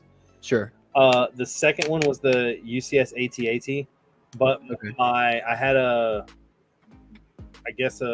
don't know if you want to call it a challenge, that the only way I was going to get that was if I got it for free, and I ended up getting it for free. Okay. And my next 2 that I've been looking out for are the Black Pearl and Queen's Anne's Revenge. Okay. And I have a buddy that Pirates of the Caribbean ships, right? Yeah. I have a buddy that was like, I can get you the black. I think I have the Black Pearl. He went home, checked. It's missing Jack Sparrow, which is like a $4 minifigure. We agreed on the price, and I was like, done. Nice. Yeah, I think the only other thing I'm waiting on, I met the guy who runs Crazy Bricks at Chicago, and so they don't make their Crazy Arms in sand green. It's like the one color they don't make. And so every time they post something, I message them like, "You should make these in sand green." They're like, "Well, we make olive green." I'm like, "It's not the same." So talking to him at Brick World, he's like, "Well, if you buy the entire batch of the mold, I'll make you some in sand green." I'm like, "Okay." How much is the entire? I mean, how many is the entire batch? 300 pairs. That ain't bad. No. Wait, are you paying? Hold on, quick. We got Trevor in the house. What's up, guys? Are you paying the actual amount? So I don't know what. I mean, I have no idea what math they did, and then ended up coming out to, I think for what I ordered, it was like $1.60 a pair, which, considering they sell the pack of 4 for what, $5-6, that's not that bad considering it's a color they don't make. Last year at Brickfair, I picked up. I think I bought, because Brickmania was there, or Brickmania has the store next door. Yeah, and they were have selling them. Yep. And I bought all of the black ones they had for the Black Falcons. And from what I was told, I didn't think that Crazy Arms was making them anymore. Oh no, they're definitely still making them. I don't think they're making like. I don't know if they're not making new ones. Like they have, I guess, their stock of stuff, because right now they've been posting they're making like hoodies and like puff jackets. Like that was like their new Kickstart idea thing, whatever. I picked up some at the Brickmania store in Minneapolis in dark tan for my airborne figures, and was playing around with them a little bit, and happened to meet the guy at Brick World, and I was like, "Yeah, I'll totally want you to make them in sand green." He's like, "Well, buy the whole batch. I'll make you some in sand green." I was like, so okay, I can use a ton. I'm almost positive. I think that I mean, if they still have some, I didn't even think about that. I could really use those for the World War II. In what color? Dark tan, gray. Well, I was looking right here. For the Coruscant, I would take a ton in dark tan. Yeah, I don't. So let me pull up their website, because I know they had, like, the last time I looked at their website, they were still like, I don't know if it was that they were still making them or that they were just like going through the stock that they had. Crazy arms and crazy legs. Let's see. Yeah, so they have 4 different, for the arms, they have 4 different like poses. Yeah. So the classic one, like the straight arm and the bent one, you can get in pretty much every color they make.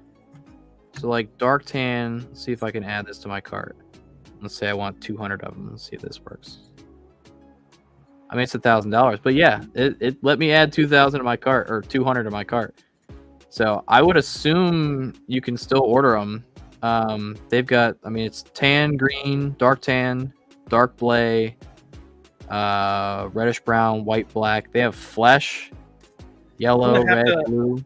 I'm gonna have to pick a bunch of those up because that would be really, really helpful for because if I can get them in white, I can just use them like white and dark bluish gray and dark tan.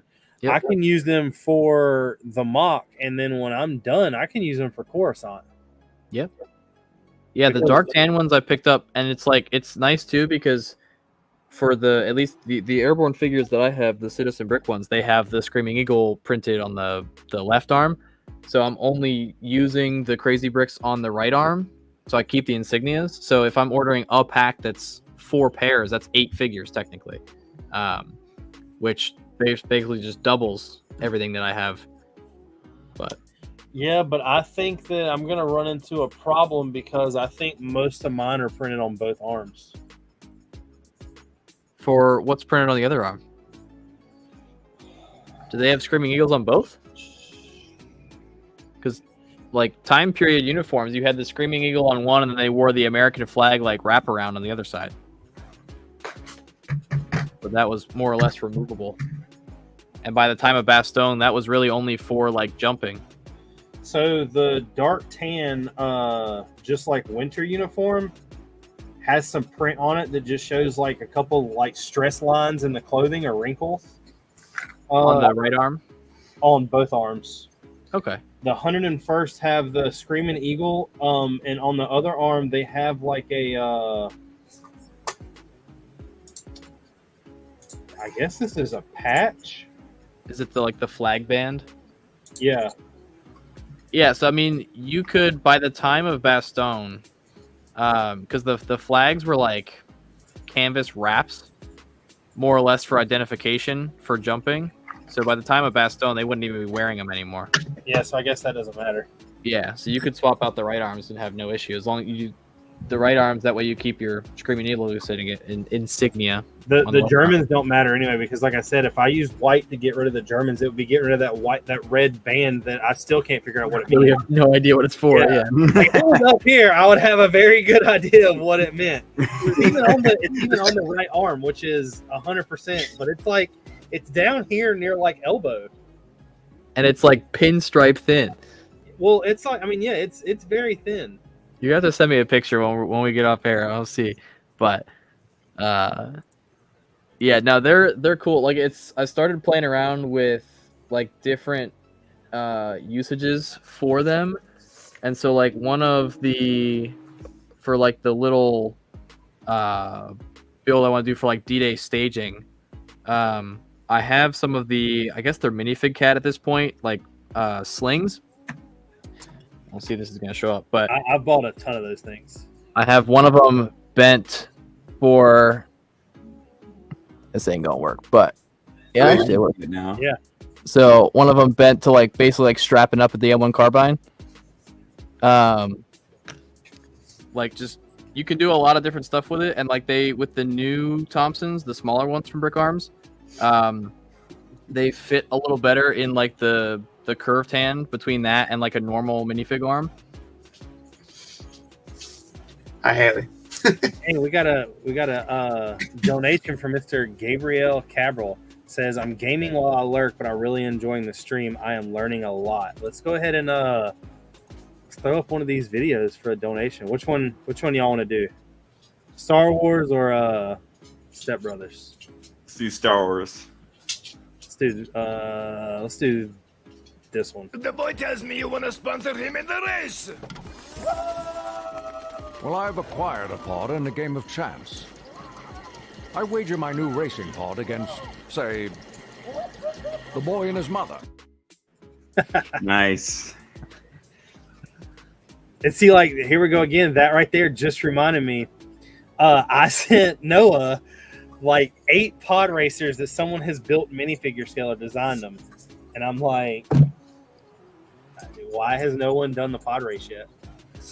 Dude, for real. Like the full thing, like with all the pod racers and everything. Like, even if they just did the starting line with them lined up, or like just taking off, that way they could show some like dust coming back, and like every all the. I mean, God, that would be. You could do that the size of the castle and get away with it perfect. What if you just did a walk around and you had it like you're looking into the canyon all the way around, and it's all on train track? And then you have and you do it as a collab, so everybody brings like sections of it, and you go all the way around. There we go. That's it right there. You keep saying collab, but I'm against this collab scenario. I've been a part of a talk of like 20, and none of them have went through at all. Nobody has ever been like. It's never worked. I'm going to tell you right now, if what we had planned last year would have worked for Brickfair, we would have shut down the castle section in Brickfair. I don't doubt that at all. Have you heard the plan of what was going to happen? No, but I know how small that area is. So we had a guy that was going to he's going to build a portal that was 4x4 on 48 base plates. Okay. He was going to build a massive portal. The portal was going to have orcs and skeletons coming out of it. On the portal, it was going to kind of be like where it was open on four sides, like they were coming out on all sides. Sure. On each four side, there was going to be a castle my size. Oh my gosh. All of us doing different seasons. Like mine was going to be autumn. We had somebody doing a winter, and we were all going to be coming together to fight the orcs. Whoa. And you would have just had the whole South Hall. By that point. Because you got to think, mine's 11 feet long. Yeah. If you do 11 feet long by 11 feet long, or times 2 plus another 1.5 feet in the middle, you got 24 with stanchions, 26 feet long. You said the portal's 4 base plates by 4 base plates? Yeah, on the 48 by 48s. So that's 60 inches, which is it'd be about 1.5 feet, right? 60 inches? One base plate isn't 60 inches. No, one base plate's 15. What? Yeah, so you're only using 2. It's 2 by 2. Oh, it's 4 total, not 4 by 4. Oh, yeah. Sorry. Yeah. Okay, so that's 30 inches. So yeah, 1.5 feet. So 20, call it 24 by 24 feet. Yeah. Oh my gosh. Plus the 12-foot aisles we have to have. Yeah, you'd have the entirety of the South Hall. I know that I don't know what it looks like, but I do know one of the guys in the collab has built something. He has a Raven Knight army.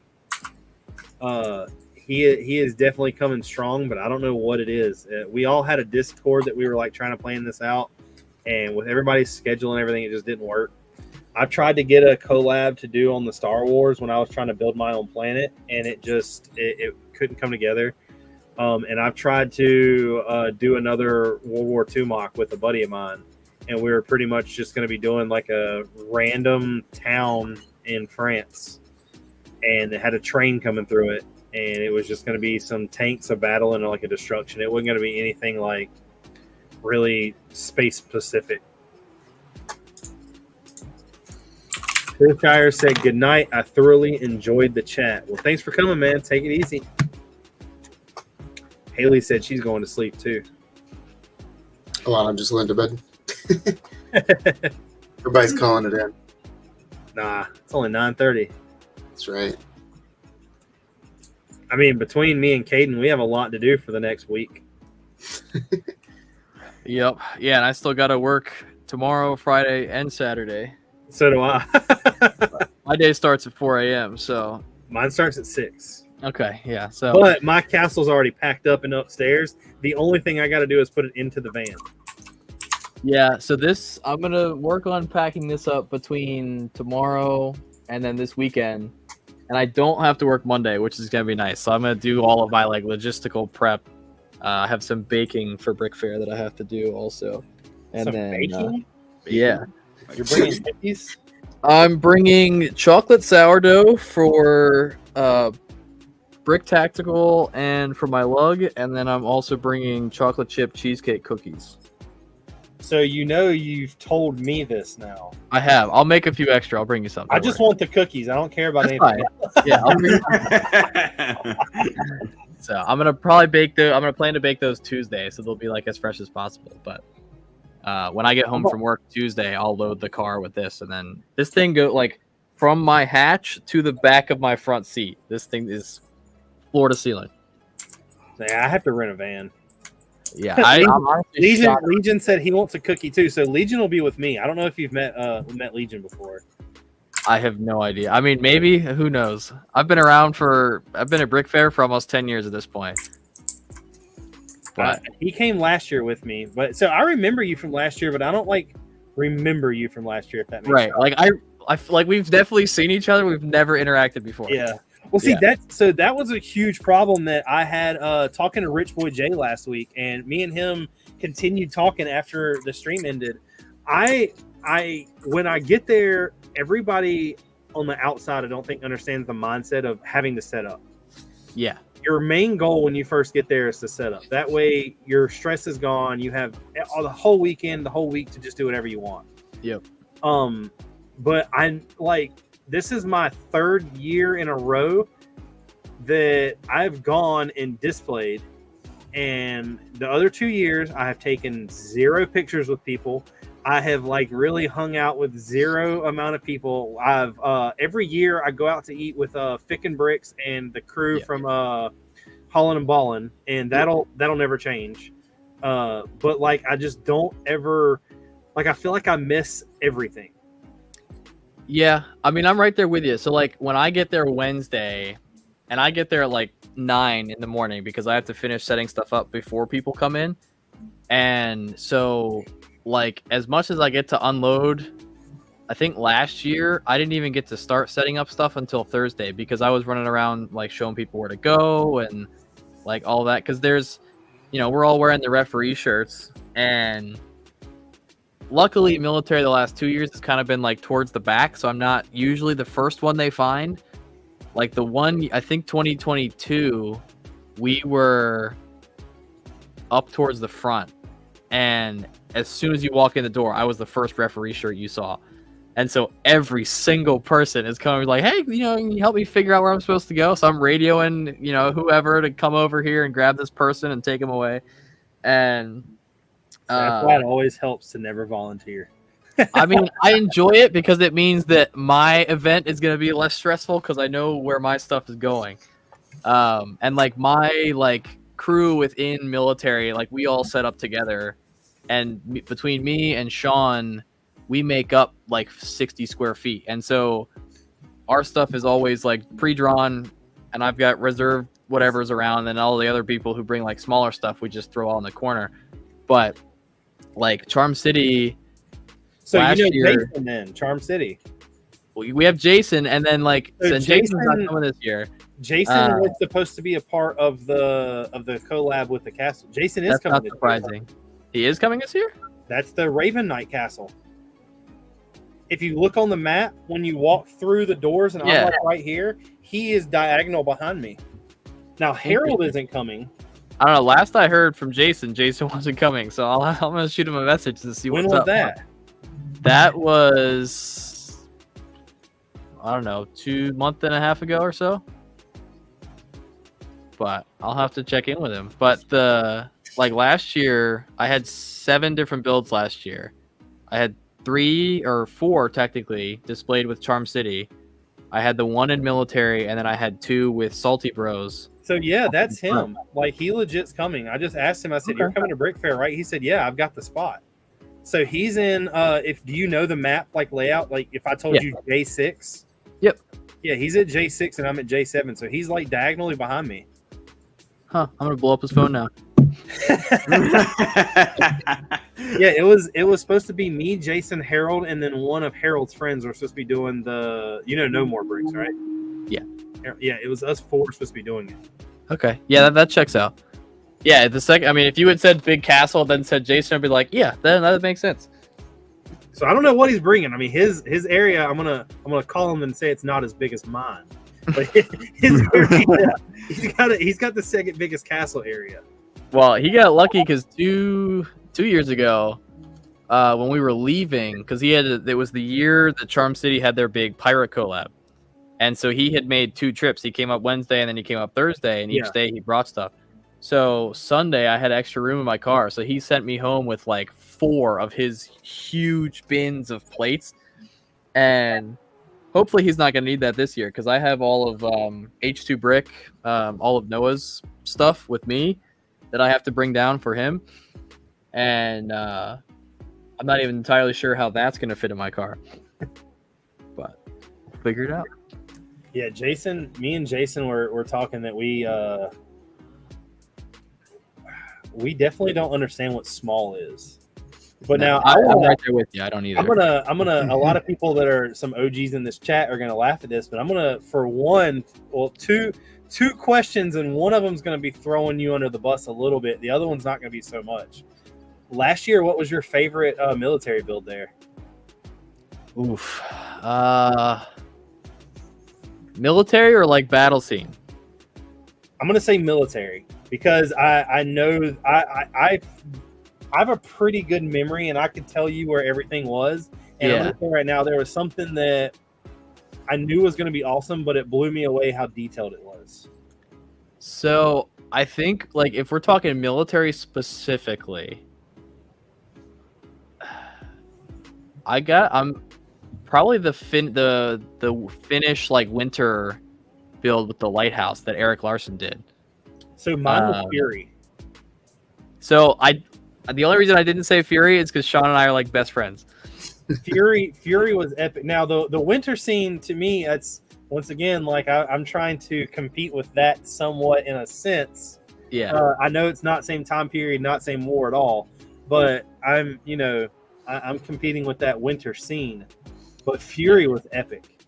Yeah, so it was actually really funny. So last year, he was not originally bringing Fury last year. So he's the same one that did the Reichstag in 2019. He did the Battle of Rommel in 2021. And then in 2022, what did he have in 2022? Whatever he did in 2022. You got to just drive up here, Noah. Or he did the Ludendorff Bridge in 2022. That's what it was. So 2023, we were all talking to the group chat, and he was originally planning to do Kursk. And so, like, we're all, sending pictures of our works in progress, and we're talking about, who's all bringing what. And him and I are, like, the two in our group that bring big stuff. So I'm messaging back and forth with him, like, how big, like, what's the footprint of your build? He's like, it's like 6 base plates. I'm like, what are you building? Because I think so. He's bringing Kursk this year, and it's 18 base plates. So, he ended up getting like between school and he was working a new job, and he could not start Kursk. So he like within like 2 or 3 months threw Fury together and brought it last year. And then like started Kursk in like September last year, like right after Brickfair. So I actually just talked to him this morning, and he's like, all these military people, you're gonna have to hook me up. I need minifigs and I need a tank from Brickmania that they don't sell anymore. So this is gonna be a hot take. There are 2 different pools of people within military. Oh, I know. There's like normal people, and then there's like the third party, like Uber Gremlin people. So which tank are you looking for specifically? The one that's extremely hard to find. Which one? The Panzer 4 with the winter camouflage. The one that actually has the gate on the sides. Okay. I'll put it this way. When I get there, I'm going straight to Chantilly store, and if they have it, I'm buying it before I even set up anything. I mean, that's fair. You could probably, I don't know. From my experience, there is nobody that I know of that brings or like has Brickmania kits with them to sell. I know there's one person who brings Brickmania kits that he duplicates and displays them, which I think is funny. But like most of the like reselling between people is all like Citizen Brick and Eclipse Graphics. It's all figure stuff. And there's, I've got a clip. I've got Victor. Victor is a homie. Victor is a homie. But Victor doesn't have I looked on eBay. The tank doesn't exist on eBay. Oof. I know one person that has it personally, and he's not letting go of it. They made enough of them to where I know they're out there. Yeah. I can certainly message my inner circle of Brickmania people and see if any of them have one. And I need any minifigure I can use. Fair enough. I'm not paying if I'm paying $30, I'm just gonna buy them new. It's just all there is to it. Yeah, no, that's fair. I mean, hell, if you still need minifigures, come next August. I'll let you use my my 5 airborne figures for the weekend. But I have one question, and then I want to pull up some mocks.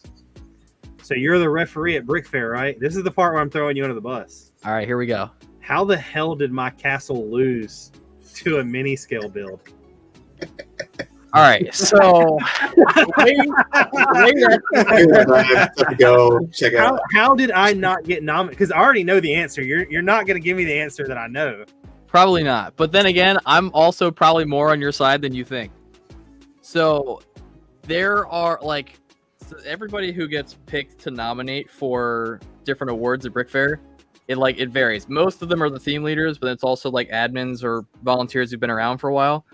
So I'm not gonna say who it was, but 2 years ago, the guy who was picked to nominate Best Landscape, he was walking around, because we walk around on one of the evenings, and a couple of us will do it together because ours kind of meshed together a little bit, and we're walking around with him, and we're showing him the ones that would contradict our nominations that would also be up for Best Landscape, and super detailed, super just immaculate, beautiful landscapes. And the first one that he picked was this 32 by 32 base plate, lime green, purple graveyard. And the reasoning, if I remember correctly, was that he thought it looked cool. Well, so I will tell you that from what I know, and I'm not sure this is 100% correct, but there was a lot. I didn't really care at the time that happened. I was like, I didn't get nominated or whatever. But the things that got nominated after the fact, other people antagonizing me pissed me off about. Yeah, that's fair. There are some too that are it's one and done, and I don't know what the list is anymore, because there's the ones obviously that we nominate for, and then there's the ones that is oh, we just pick something and it gets it. I'll tell you this: the guy that won castle was not in the castle section; he was in his lug section, and the person that picked best castle was his lug leader. Interesting, because what you said this was last year? Me nor Jason got nominated. I knew Jason didn't get nominated because that was the whole thing too. He wasn't expecting it for the samurai thing, but when his Star Wars Fig Barf thing didn't get nominated, that was the whole thing. But I don't know. I thought I remembered that. So the other thing that got nominated was that Castle Grayskull, which was cool, but it was action figures. It wasn't even Lego. Yeah. I don't know. It always just comes down to the person who's nominating it, which is kind of sucks. Which I will say, and be the last thing when we jump into the mocks. The way they do it at Brickworld, I think I appreciate a little more. So they have, at least the way I understand it, is they have a group of 3 or 4 people for every category that go around and consolidate a list of possible nominations, and then they sit down and deliberate of what they're going to nominate. So it's not just one person walking around at midnight and they just want to go back to their hotel room and they just pick 4 mocks. Which also, being a Brickworld where everything is by person, not by theme, it's different to Brickfair, because then you have big lug displays and things like that, where obviously you're going to have displays that may match up for something specifically. Because Battle Scene is the one that I nominate, and it's supposed to encompass Star Wars and historical and castle and military and all that stuff, but military doesn't have its own anymore. There used to be the one that was best military diorama, and it got removed for whatever reason. And so now Battle Scene, I kind of try to keep within historical and military, so at least we have one. Especially because military builders especially are super, I don't even know the right word to use, they're very adamant about trying to win. And so if we just didn't have one, it would all hell would break loose. So, but I was just joking. I wasn't really going to throw you under the bus or anything. No, I appreciate it. So on the mock thing, I talked to some people and I asked a bunch of people on Instagram. As weird as this is to say, I'm deleting the hot dog thing. We can vote it and say how many dogs we're giving it, but I'm not doing these videos anymore. Oh, I don't think they're good enough quality, and I think that if I'm going to do it, I'm going to have to keep coming up with new ones. And I've sat down here and tried, and I just... The quality's the best part, though. I don't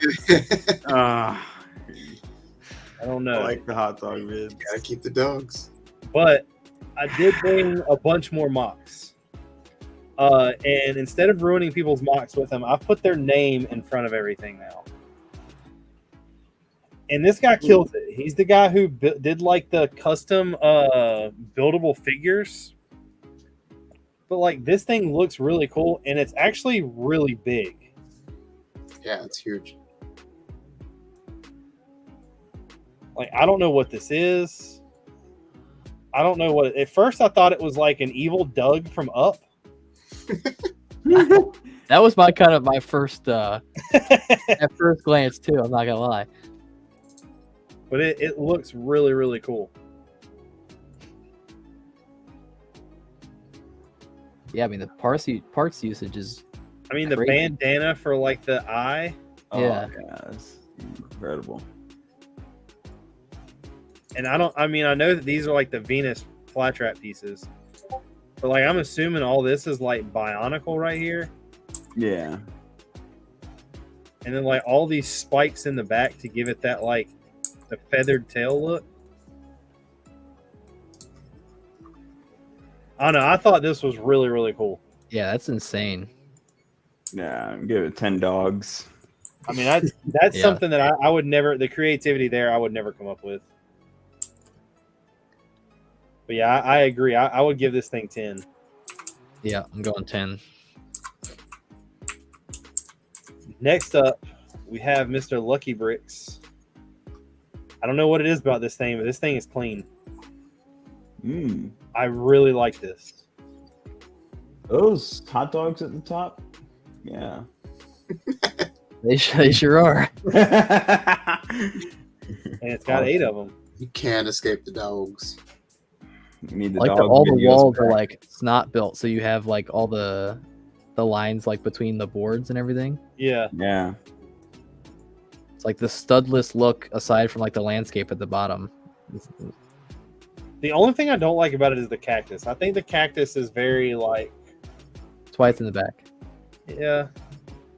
But this thing, I mean, is really detailed. I love the shutters. I love how the whole building is not built pretty much. It just looks really cool. And I think we need to bring back Western anyway. Yeah, that's pretty solid. I give it a 9. Yeah, but I mean, to me, this is a really solid modular build. Yeah. I'm definitely down to give this like a 9. Yeah, that's Yeah. a 9. The only thing I don't like about it is the cactus. So just look at that picture of it. Yeah. Don't look at the others. I do like the message board. I wish I would have like done mine a little more like this, because mine in the castle is pretty big. This thing's awesome. Yeah. And then I found this. I don't know what this is from. Y'all might, unless this is just some fan fiction made up planet. It's Star Wars. I don't even see any. Oh, there is a minifigure in that. It's an Ithorian. There's him. There's this, I guess, brick built droid. That's pretty creative. There is a where's the picture at? Oh, yeah. That's a nice looking droidica. Yeah. But like, I mean, that color never existed, did it? No, unless Not they like in your- reprogrammed it and like painted it that. Yeah, like the ones on Iego. Yeah. But like, he even has like the cool fake arm. Yeah. Yeah. With a fork. I like that. Yeah. Yeah, I like the goggles over the the Bith musician's head or whatever that species is called. That fits perfectly. Well, even he has like the cyborg leg. He has like the cyborg arm, and then the droids were all custom. Back here, I mean, the shaping of that building is, stunning. I really love this like AC duct fan work. Yeah. Like it's like a steampunk almost. Yeah. But I will say that I believe this is made up. I don't know of any planet that was like this. Yeah, I mean, I can't think of anything. Yeah, he put a lot of water in this build for a small little island, I will say, but it does look nice when you take the photos. That's what I think he did it for, was the photos. Yeah. Because I almost wanted to say that this was like a digital build, but it's not, because you can look at the water and see that not every piece is snapped down all the way. Yeah. Like, especially like right here, and then like right here, right here. Yeah. Like I thought this was a really, really cool build. I don't know how he got the angle. I mean, yeah, trying to build those walls droid digitally, up I would probably want to unalive myself. The probe droid build is pretty nice. That's one of the cleanest probe droids I've ever seen up there. I don't know what that top piece is. Yeah, I don't even know what piece that is. It looks like the Technic wheel in the middle, but zoom into the top of the build, like the antenna little structure at the top. That's like, yeah, that's cool. Those are the riot shields. Yeah. Oh, okay. Very clean. I love the lightsaber hilts and the pins to create the railing. Yeah, and he even detailed the inside of the top of the watchtower there. Like you can see that, is that like a dish piece or something? Yeah, it's got like the bell curve underneath. Yeah. Well, I give this thing a 10 because you can tell it has a full interior too. He just doesn't show any of it, which I don't know how you would open this. Oh, here you go. Out of the droid.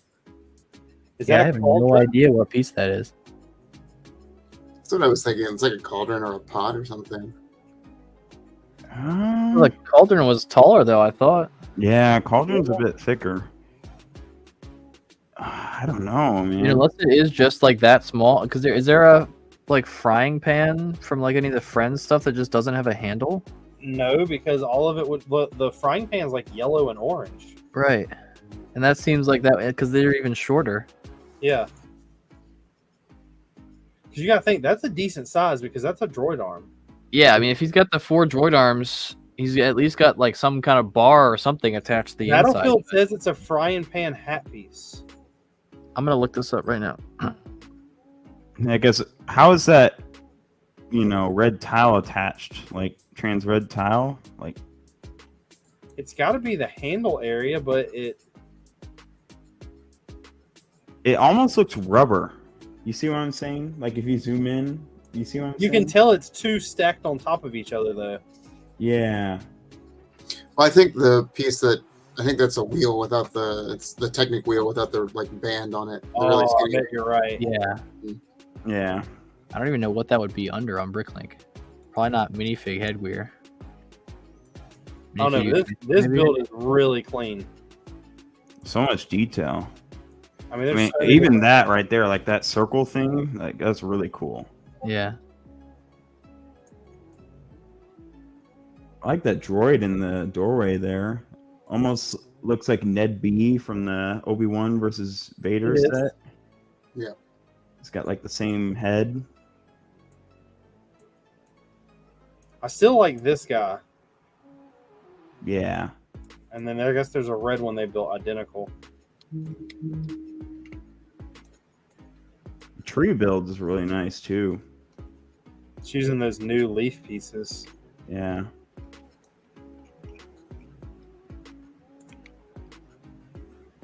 Did you find that piece yet? No, it's not in minifig utensil. Let's see. He said it was a helmet. Let's try headgear. But I'm gonna give this thing a 10 out of 10. Yeah, that's a 10. For sure. That's the best one we've seen so far. And then we got a mock submitted to us from Mr. Brick Productions. I'm not sure what war this is supposed to be, but it's definitely winter in the. I mean, I knew it's World War II, but it's definitely winter Germans versus Americans. I have to say that if he's standing this close to that guy and he fires that rocket launcher, they're all gonna feel it. Paint it. This is the one that has the Pringles can.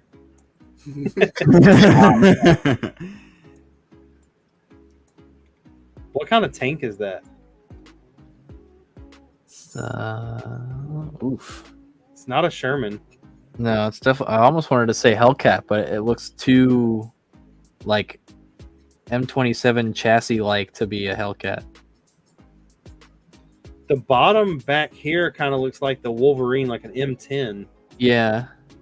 But the front doesn't, and neither does the hatch.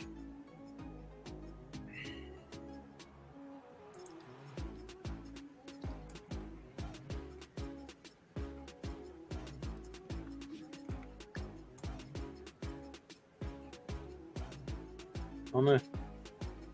I like how that American soldier has like an MG34 though.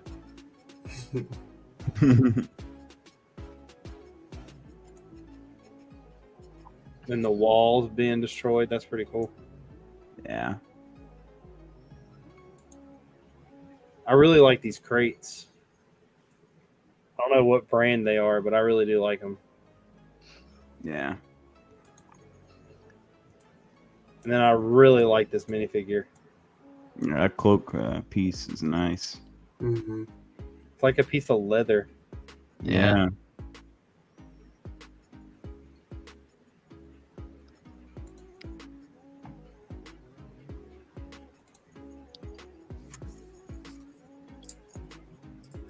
What do y'all think about this one?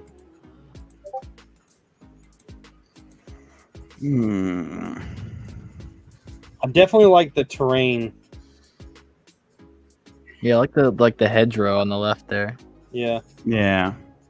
And I like how this part of the hill's taller than this, where like the Yeah. snow's been pushed up. Mm-hmm. This has to be a bunker, so I'm still not sure what war this is, or what part of the war this is.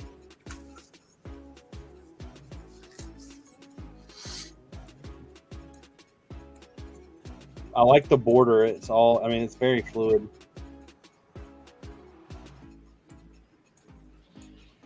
I give this thing like a 6 out of 10.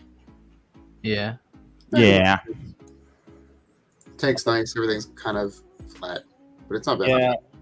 He needs to add some different, like, terrain height. Because he did it back here. Mm-hmm. Mm-hmm. I have not found a single piece that matches any kind of Ryan pan, anything. There's when you type in pan on Bricklink, there's like 5, and none of them look like that. It says people are saying minifig headgear 3221. All right, let's try it. Lego 3221. Don't you like how you just spent like 5 minutes trying to find it and somebody just knows the piece number? It's Battlefield. I mean, do you expect anything less? Legion and Battlefield said they think that's a Sherman. It's just been a little cursed. Yeah, I'm down to give this thing like a 6. Yeah, I'd say 6 dogs. Solid 6. Dogs. Now this next one is another very crazy one. Whoa.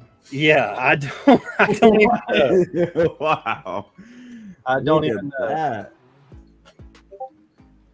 Again, I don't think this is digital because I don't think you could do this digitally. No, But this is There's the no only way this is picture he digital. had of it. Like, this is...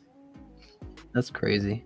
That is using so many... And a Vulture Droid head at the... Like, at the neck, dude. Like, wow. Like, I don't even know what these teeth pieces are. That might be one of like the Ninjago like dragon heads, like Yeah. built into the underneath of that. I would say the bottom jaw's like molded, so the top piece maybe as well. Yeah, well, because like the bottom one I think is one of the dinosaur ones. Yeah. On the flag piece for the ton, it's just great. Yeah. That's just perfect right there. I really liked the design of like these is like almost like a rib cage. Yeah. Yeah, and you can see even does like some brick detailing. You know, if that what do you call it? Like fender. Oh, right here. Yeah. Mm-hmm. Yeah, it's some like different texture. Yeah. And then he uses some like anti-studs as texture as well at the top, you know, with those wedge plates there. And it's just adds a lot of detail. But there are a lot of Bionicle masks on the side. I mean, Yeah. there are so many there. When I seen that though, I was like, "Holy crap!" Like just from that picture right there, that thing is huge. Yeah. I mean, a minifig, like, yeah, oh, minifig would be so small compared to that. So I think I figured it out.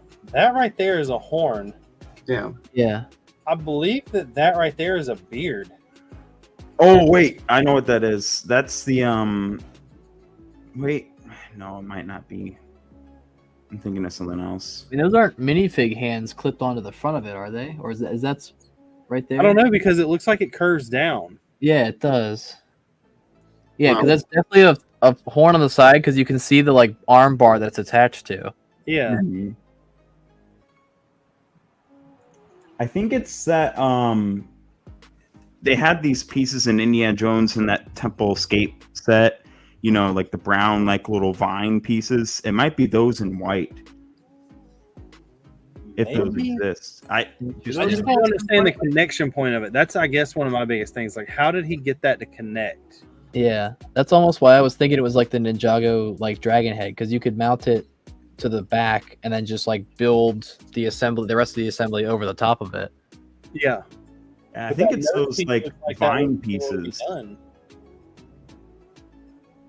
I don't know, but this thing's Oh. dope. I'm giving it a 10. Oh, I know what Hold you're on. talking about. Yeah, zoom back into that real quick. It's the same piece on the top of the hand, Yeah, it's just inverted. right there. Yeah, that. Yep. This? No. No, the one on the bottom. the, Yeah, vine. that vine piece. that but in and it's white. inverted in white. Oh, I see what you're saying. Yeah, Yeah. that makes a lot more sense. Ah, Yep. I knew it. Yes. Well, I'm giving this thing a 10. Yeah, it's easily a 10. But- And then I brought Right. something else that he's built along with it. Something totally different, but this guy. Ooh. Oh, cool. The axe is sick. I know. Wow. He skipped leg day.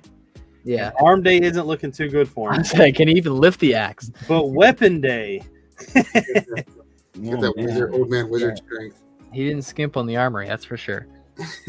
Like this whole mask, like helmet thing. Bionicle pieces, even though I do not like Bionicle, the pieces are sick. They are Yeah. sick. Yeah. Like you can do some crazy stuff with them. Like I the don't know. tubes almost as like hair coming out of like the hat or helmet that he's got going on. Yeah, I really wish he could have done that as like a Fu Manchu though. Like halfway down the mask. Yeah. Yeah, I don't know. I'm just not feeling this one as much as the other one. No, definitely not. There's something about it that's a little bit. I don't know how to describe it. Like, it's not like as coherent, if you know what I mean. Yeah. Like it's Definitely It's it's technical. less full. yeah. And I feel like the cloak behind it is covering up a lot. Yeah. I do like Yeah. the aesthetic of like the super light and translucent blues though. Yeah. I really do like that he used a mixture of parts for the axe, though. You I know? really like the axe. That's my favorite part. yeah. for sure. You can tell the axe is what holds the weight of him standing up. Yeah. No Yeah, kidding. yeah, probably. I don't know. I'd give it like 8 or a 9. I'm down with that. I'm down with an 8. Yeah. Because like I said, from this to that, there's definitely a huge...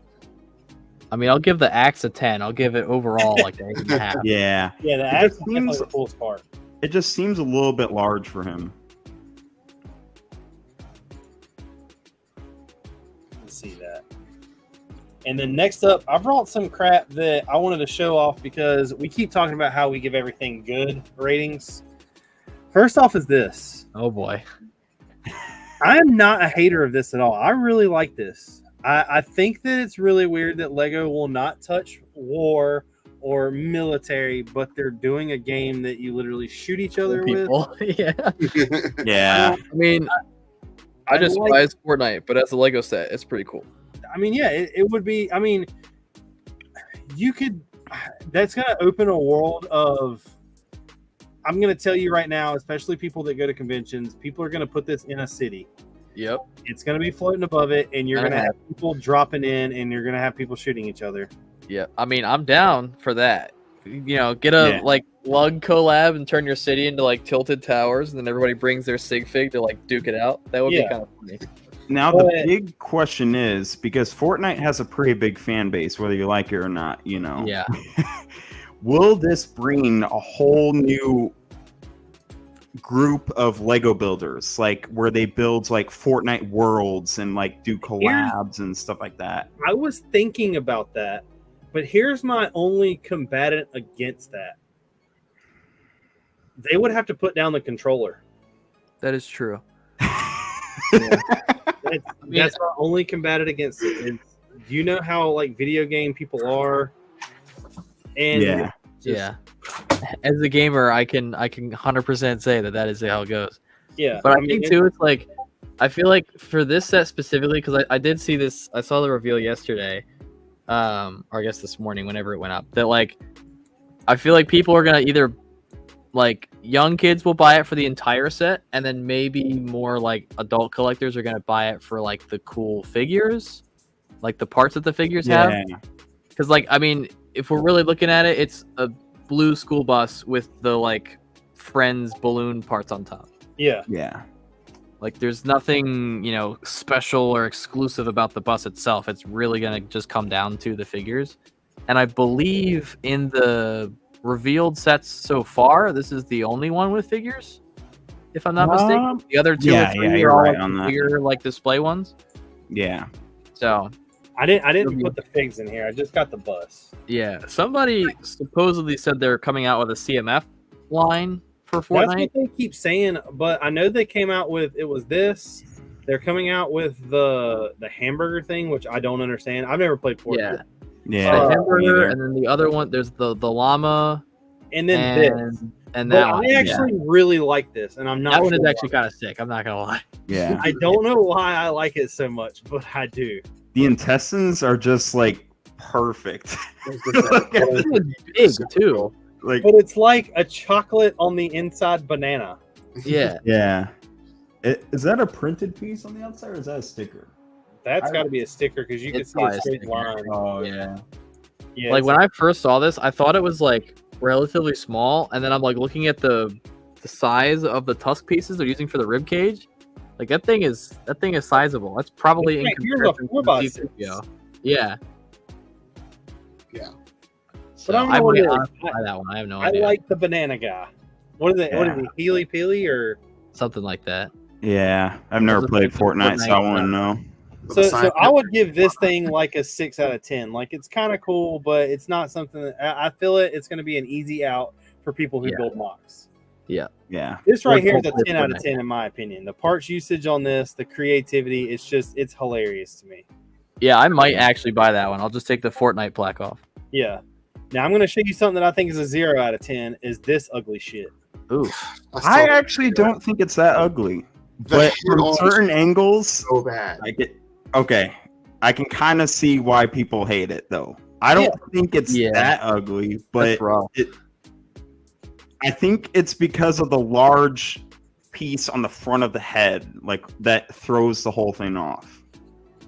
Like, I just don't understand. So here's my thing to this: why not do Sonic first? Yeah. Number one. You've taken away, so I've heard that there's a leak or a rumor going around that we're getting helmets back from Star Wars. Oh God! Like the first two I've seen is a Grievous, which looks amazing, which it can't get. And the second one was another version of like a clone trooper. All right. I Be dig careful that. because there's a lot of custom ones and stuff out there too. Yeah, so yeah. But that's why I said rumor. That Yeah. it was a rumor. I mean, do you But- think this one would look better if they gave it like the brick built head treatment? No, I don't think that there was a point in doing this at all. Okay. Because so this is $70. Ooh, Jesus. Yeah. That- ooh, Do you know what the piece count is? It's 60 or $70. Now I can look it up. a piece count's got to be like 400 or something. It's 60 or $70. That huge plate right there in the front, and these two huge pieces for the eyes take up most of the build. Yeah. Yeah. The only reason I can think that they may be doing it now is the next movie that's coming is Shadow. Yeah, but why not do a Sonic? They did Venom and Carnage before Spider-Man. That is true. So it's 720 pieces, Wow. For Where, $70. and it's In the $70. back? I mean, unless all of the like extrusions coming off the back are like 1x1 plate and tile, but even There's those a lot of wedges are like the on. 3x10s. Well, you So- gotta look. That's Ooh. one piece, two piece, Yeah. three That's probably piece, what, four, Go five? Rich. 5, 6. Go up I to mean- the top one. There's a lot of plates up on that one. Yeah, Yeah. You know what that grin kind of reminds me of?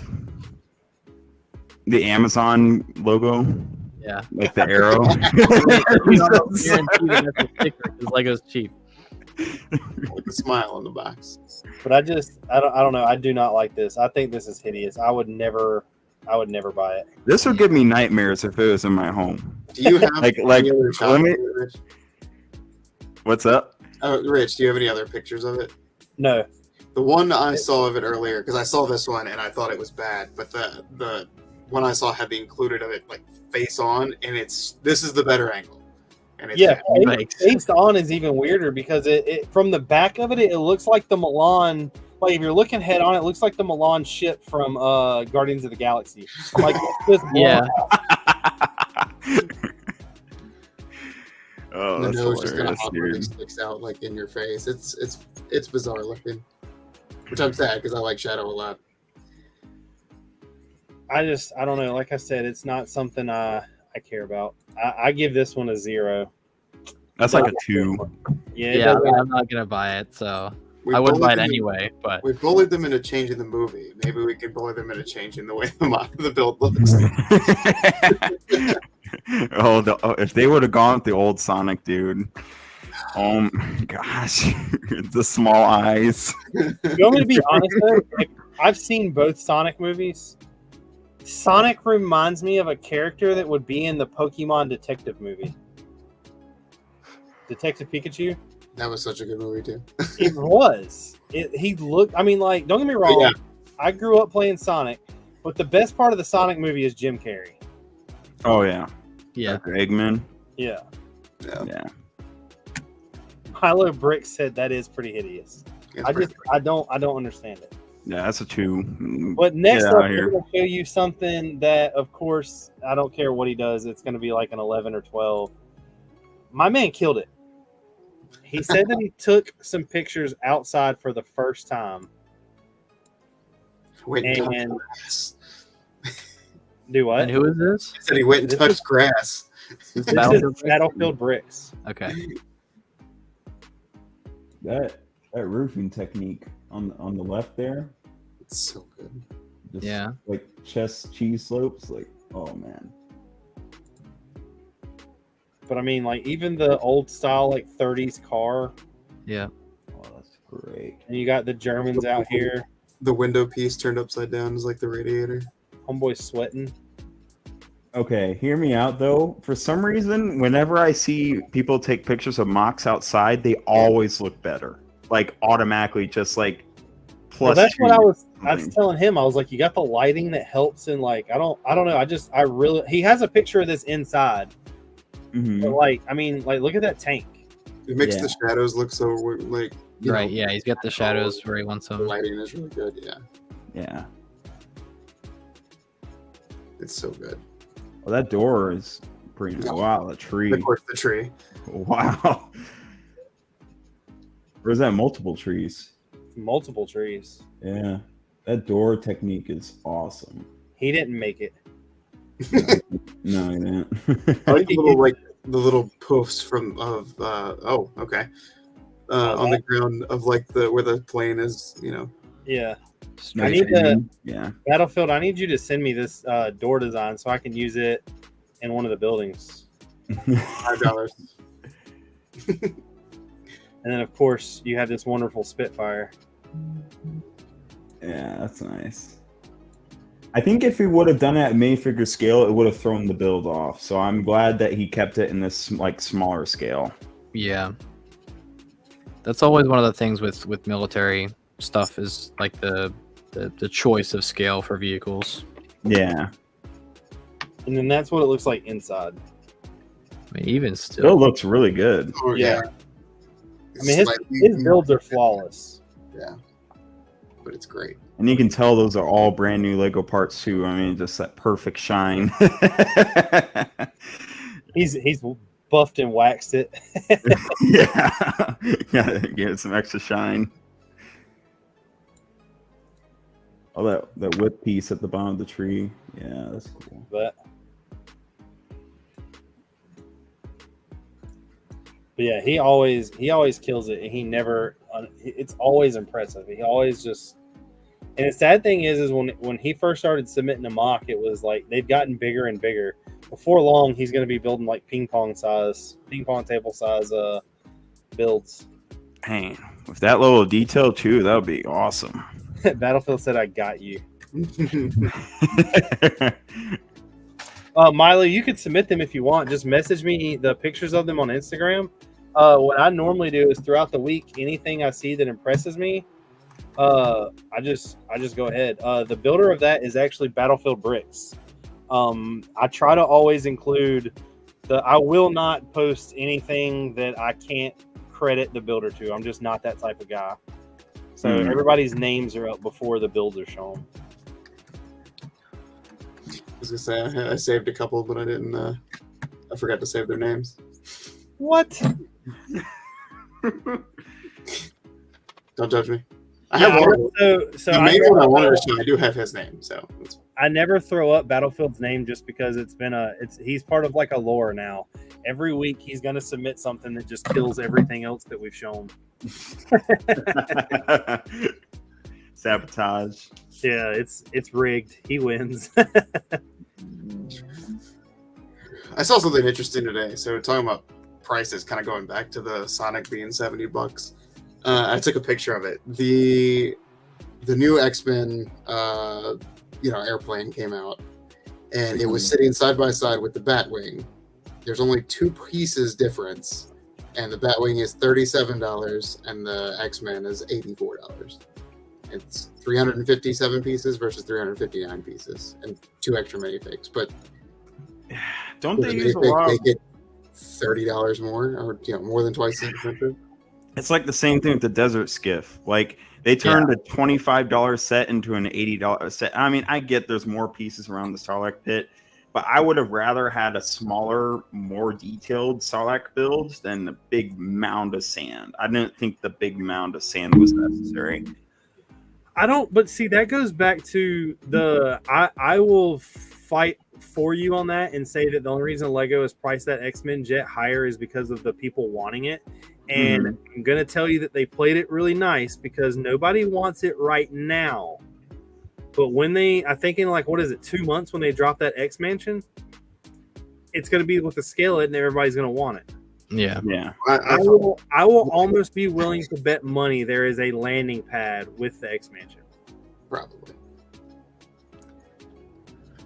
Well, I mean, that goes to the leaks for the Rebel Trooper and Stormtrooper battle pack coming out in October. Yeah, and it's the Scout Speeder, the dropship, 3 Rebel Troopers, 3 Stormtroopers for $45. It's like the Clones versus Droids battle pack was 9 minifigures. Yeah, 9 minifigs, and technically 3 mini builds, like the 2 mini builds in the turret. It's like same on par.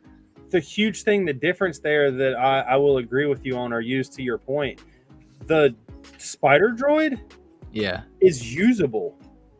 Yeah, I don't think anything with the new battle pack looks good. I'm not gonna lie. I think the Rebel Speeder looks decent compared to like the classic, like the 2008 one. I think that the upgrade of that looks fine. The dropship though, but it's compared been to the old one, 16 looks years like since horrendous. we've seen one, so of course it's gonna look better. Right, but the Yeah. dropship is not great. People were saying to like throw in a Shadow Trooper to make it worth like $45, but even then, Yeah. You drop Like, that and price then- to $30, get rid of everything but that speeder, and just give us the minifigs. pretty Yeah. much. They're Like They're I don't know really- what the count on is. I almost want to compare it to the Clones versus Droids battle pack, but I'm also a little triggered that they did a 7th anniversary figure with the QTKT. yeah. Because like when they originally said 6, so everybody was making like the anniversary display cases, and they have 6 so now slots. they're Are messed you talking up. about the brick shell cases? Yeah, but I have Oh. the M&R whatever 25th anniversary one, which has 6 slots, and now there's 7 minifigures. Whenever Oh, whenever they were doing the stream to announce that for a couple brickheads, Yeah, I was like, man, Lego's gonna shit on them. And then Yeah. they thought Lego did for a little while because the Darth Maul that's in the book Yep. is the 20th anniversary print on his back. yeah. Mhm. And I was like, man, there's one. I was like, so technically that was already one over, and now they're doing this, which is another one over. Well, and like I didn't count the Darth Maul because like the way the case is built is that you have the minifigures on like the 4x6 stand thing. So it's like, Mhm. okay, so Darth Maul, can be on its own, and then we got the 9 Nub, the Cal Kestis, and the young Leia. Like, all right, well that's 6, so that's it. And then somebody leaked the battle pack, quote unquote, and I was like, well, there's number 7. So Who knows? Maybe we'll get a number 8 and a number 9. who knows? I don't need a second case. I have the. I didn't buy the case just because I don't know. I didn't. I love Ryan. I like the guys over at a couple of Brickheads a lot. I don't know what I would have done with it. It would have sat in a box. And I don't know.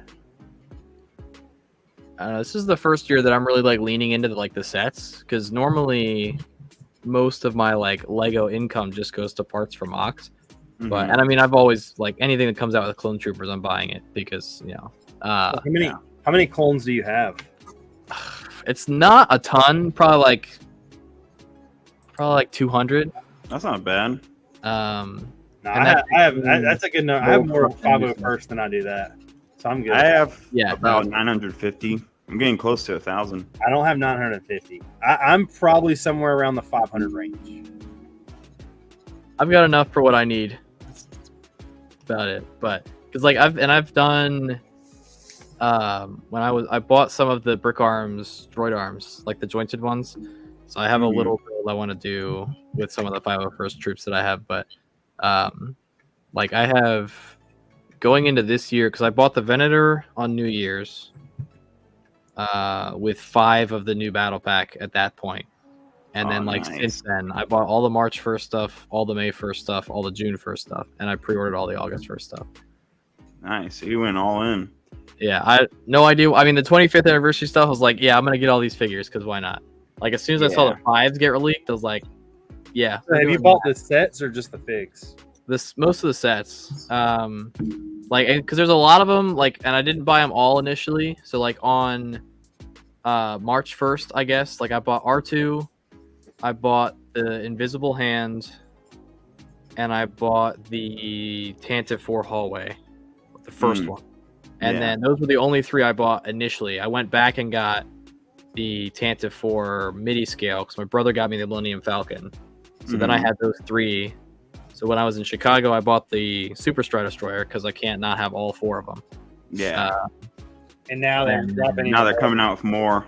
Well, the Acclimate, I'm super excited for the Acclimator. When somebody posted the leaked like list for next year, it was like MIDI scale Acclimator. I was like, yeah, I'm buying that one on release. I don't care. Yeah. I'm excited for Arc 172. Speaking of the Venator, I got a really good deal on the Venator. There's a store near me called the Minifig Shop. It's kind of like a Bricks and Minifigs, but the prices are a lot fairer. And I got the Venator for $450. Oh, nice. Without the figs. It's already built. It's got all the manuals, all the boxes and everything. But for $450, I was like, I couldn't turn it down. And someone gave me the figs from the vendor for free, so I was like, well, there we go, perfect. All right, yeah. Trevor brought a mock too. I'm gonna go ahead and display it. Cool. But it looks like it's a bat cave. Well, would you expect anything less? I was gonna say Trevor only likes Batman. So this is with it lit up at night. This is by Brent Waller, by the way. So you got Wayne Manor on top. Wow, that's nice. This is the set. This is the Batwing set, just for scale. That's huge. Wow. So it's over 6 feet tall. No, Noah, you got some competition 6 feet tall. I have it in the daylight as well, so. All right, see what it looks like. And I've got more detailed photos of like zoomed in stuff. One of the cool things that I didn't notice till after I actually was looking at each one of these is a different villain scene. Yeah. Wow. On the side. So you've got the Bat Cave, you've got all of his bat suits, you've got the computer, you've got all kinds of stuff, and then the whole mansion on top. Yeah, beautiful. So there's some of the Riddler, the Penguin.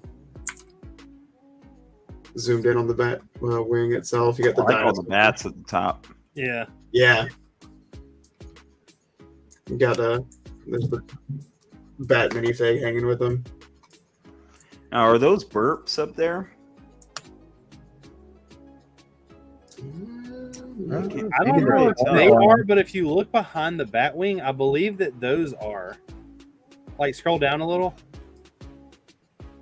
Down a little more. I believe those right there are the smaller burps. Oh. Wait, I'm trying to see it. Where, right there in front? Right there on the sides, beside the Batwing.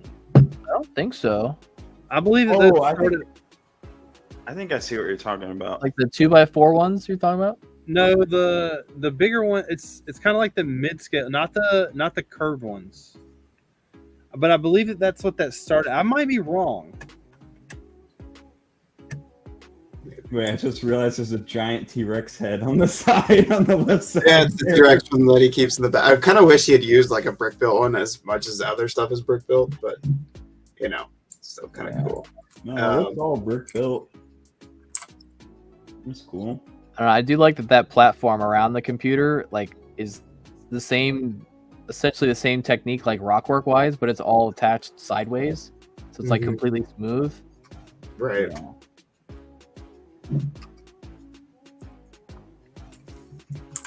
Just so many like details, and there's the mansion itself. Yeah, that looks nice. It's things I could only ever dream of. You got Bane hanging out with his tumbler in the Batcave. Down at the very bottom, it's got all the it's Harvey Dent. It has all the Batmobiles on like a carousel. Does it spin? I think so, because there's other shots. Yeah, if you see here, you can see they're at a different rotation. Yeah. I like the big clay face. Big clay face, yeah. Milo Brix has submitted a mock, but I'm going to show it next week. Shaggy and Scooby. Milo. Oh, hey. I know Milo. It looks really good. I'll tell you that.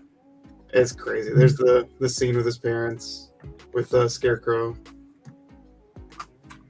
Yeah, it's so much to it. It's insane. Yeah, that thing is massive. It's weird, it doesn't look that tall, looking onto it, but then you look behind it and see what's around it for scale, and Jesus. Oh my gosh. That took a couple days to build. Just at least. Yeah. Only 2 hours. Something like that. Lego instead gives us that shitty Batmobile or Bat Cave rectangle. Yeah, the flip open storybook looking thing. Yeah. Still gonna buy it at some point. I haven't bought it yet, but I gotta have it. I have everything else, literally everything, so, except for I want the old the 2006 UCS Batmobile. I'm missing that one, but that's not easy to find anymore. No. I'm just saying, Brickfair is next week, and you'll be there. I'm aware, and I bought Joker Manor last year from there, so that was my. I used your purchase as a helping to me to get the Black Pearl. I'm paying the fact that I'm getting this Black Pearl for as cheap as I am. I'm so ecstatic. It's still sitting right here in the Brickfair bag. That's Joker Manor, right where I left it last August. Yep. All these are either Hot Wheels boxes or Lego boxes that have not been opened or built yet. So nice. But anyway, there's another of the Batmobiles and stuff. But yeah, I think that's just about everything. There's the Lazarus pit. That's awesome. That's really cool. The Bat suits. The Wayne Manor alone is really cool. Yeah.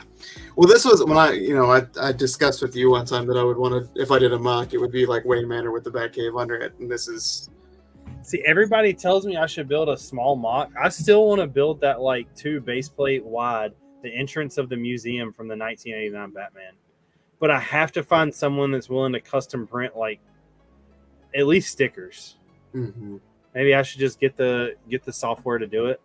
Try Sticker Mule. You can make custom stickers on there. Will they do like one? Like I can do one. As far as I know, and if you can't, they're like super cheap. So you get a sheet of like 10 for like cents or something like that. One of the guys, John Rudy, who does all the Disney stuff at Brickfair, where all the like ride like signs and stuff like that, he uses Sticker Mule. I wanted to. You've seen the 1989 Batman, right? I have not. The one with Jack Nicholson playing the Joker.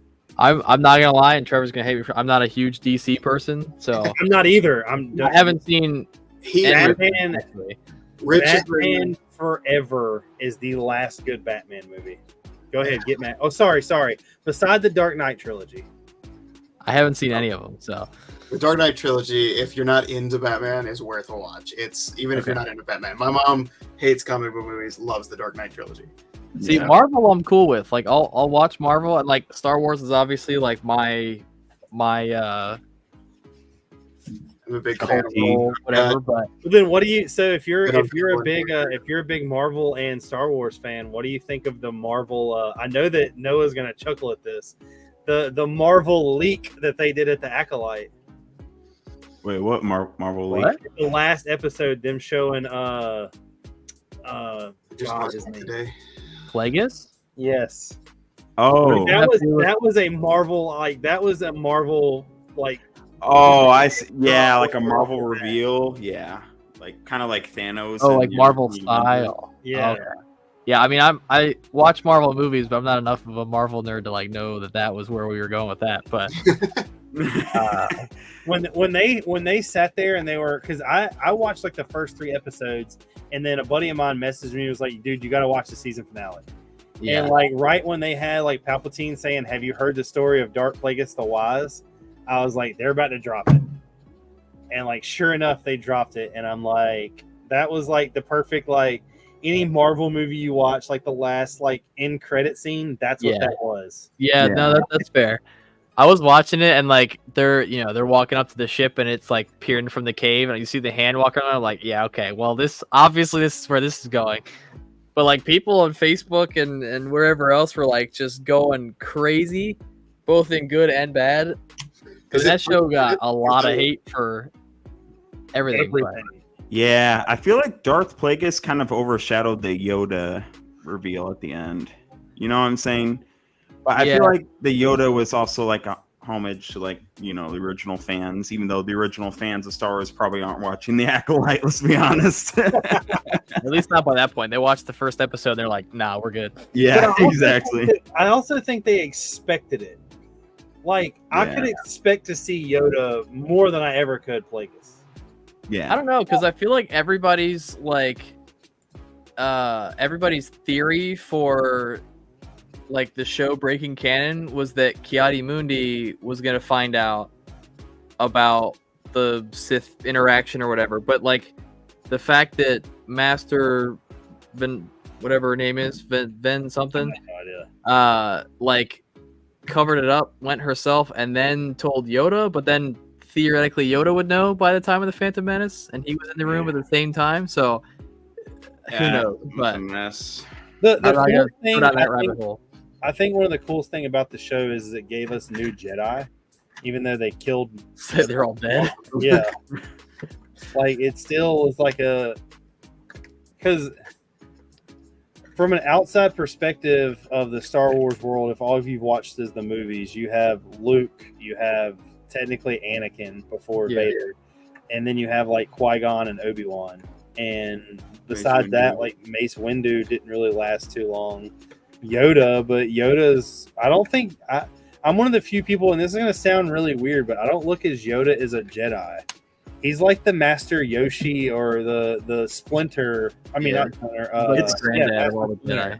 It's because like when George Lucas was writing the prequels, he had the idea of Yoda being the master of the Force, and then Mace Windu being a master of the sword. So like lightsaber. So like almost like Yoda, if you look at his fights, like he primarily excels in like using the Force, like like harnessing the lightning. Yeah. And when it comes to lightsaber fights, he's like average. You know what I'm saying? Whereas like Mace Windu is really good with a lightsaber because he harnesses some dark side energy when he's wielding his lightsaber, which makes him so good. But yeah, it's just. I mean, I still think Mace Windu is one of the best. Yeah. That clean cut of Jango Fett's head just. I mean, I will say though, like in the talking about like the Acolyte giving us like new characters, that, and this is going to be a hot take also, that I feel like Rogue One did something similar, like gave us all these new characters, and of course they all also died. And I'd argue that Rogue One did it better. Like I've thoroughly enjoyed Rogue One. And then, like, it gave us Andor, which is also a fantastic show.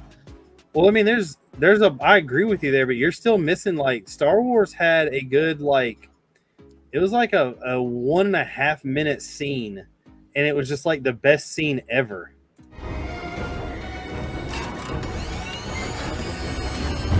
Bing, it's too late. Don't do this. No!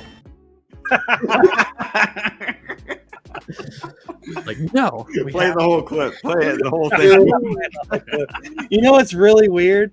Did you hear? Well, I guess you were in the group chat that I told Drew that we've played that clip and Disney is yet to say anything. But we played like 20 seconds of Samuel L. Jackson and immediately got hit. I mean, I will say one of my favorite scenes in like all of Star Wars is from the sequels. And it's in Force Awakens when they're on Takodana and they all like turn to see the X-Wing squad like flying low over the lake. Oh, I get goosebumps every time because the song that starts playing, March of the Resistance, like right then as they're flying over, and the whole battle that ensues after that.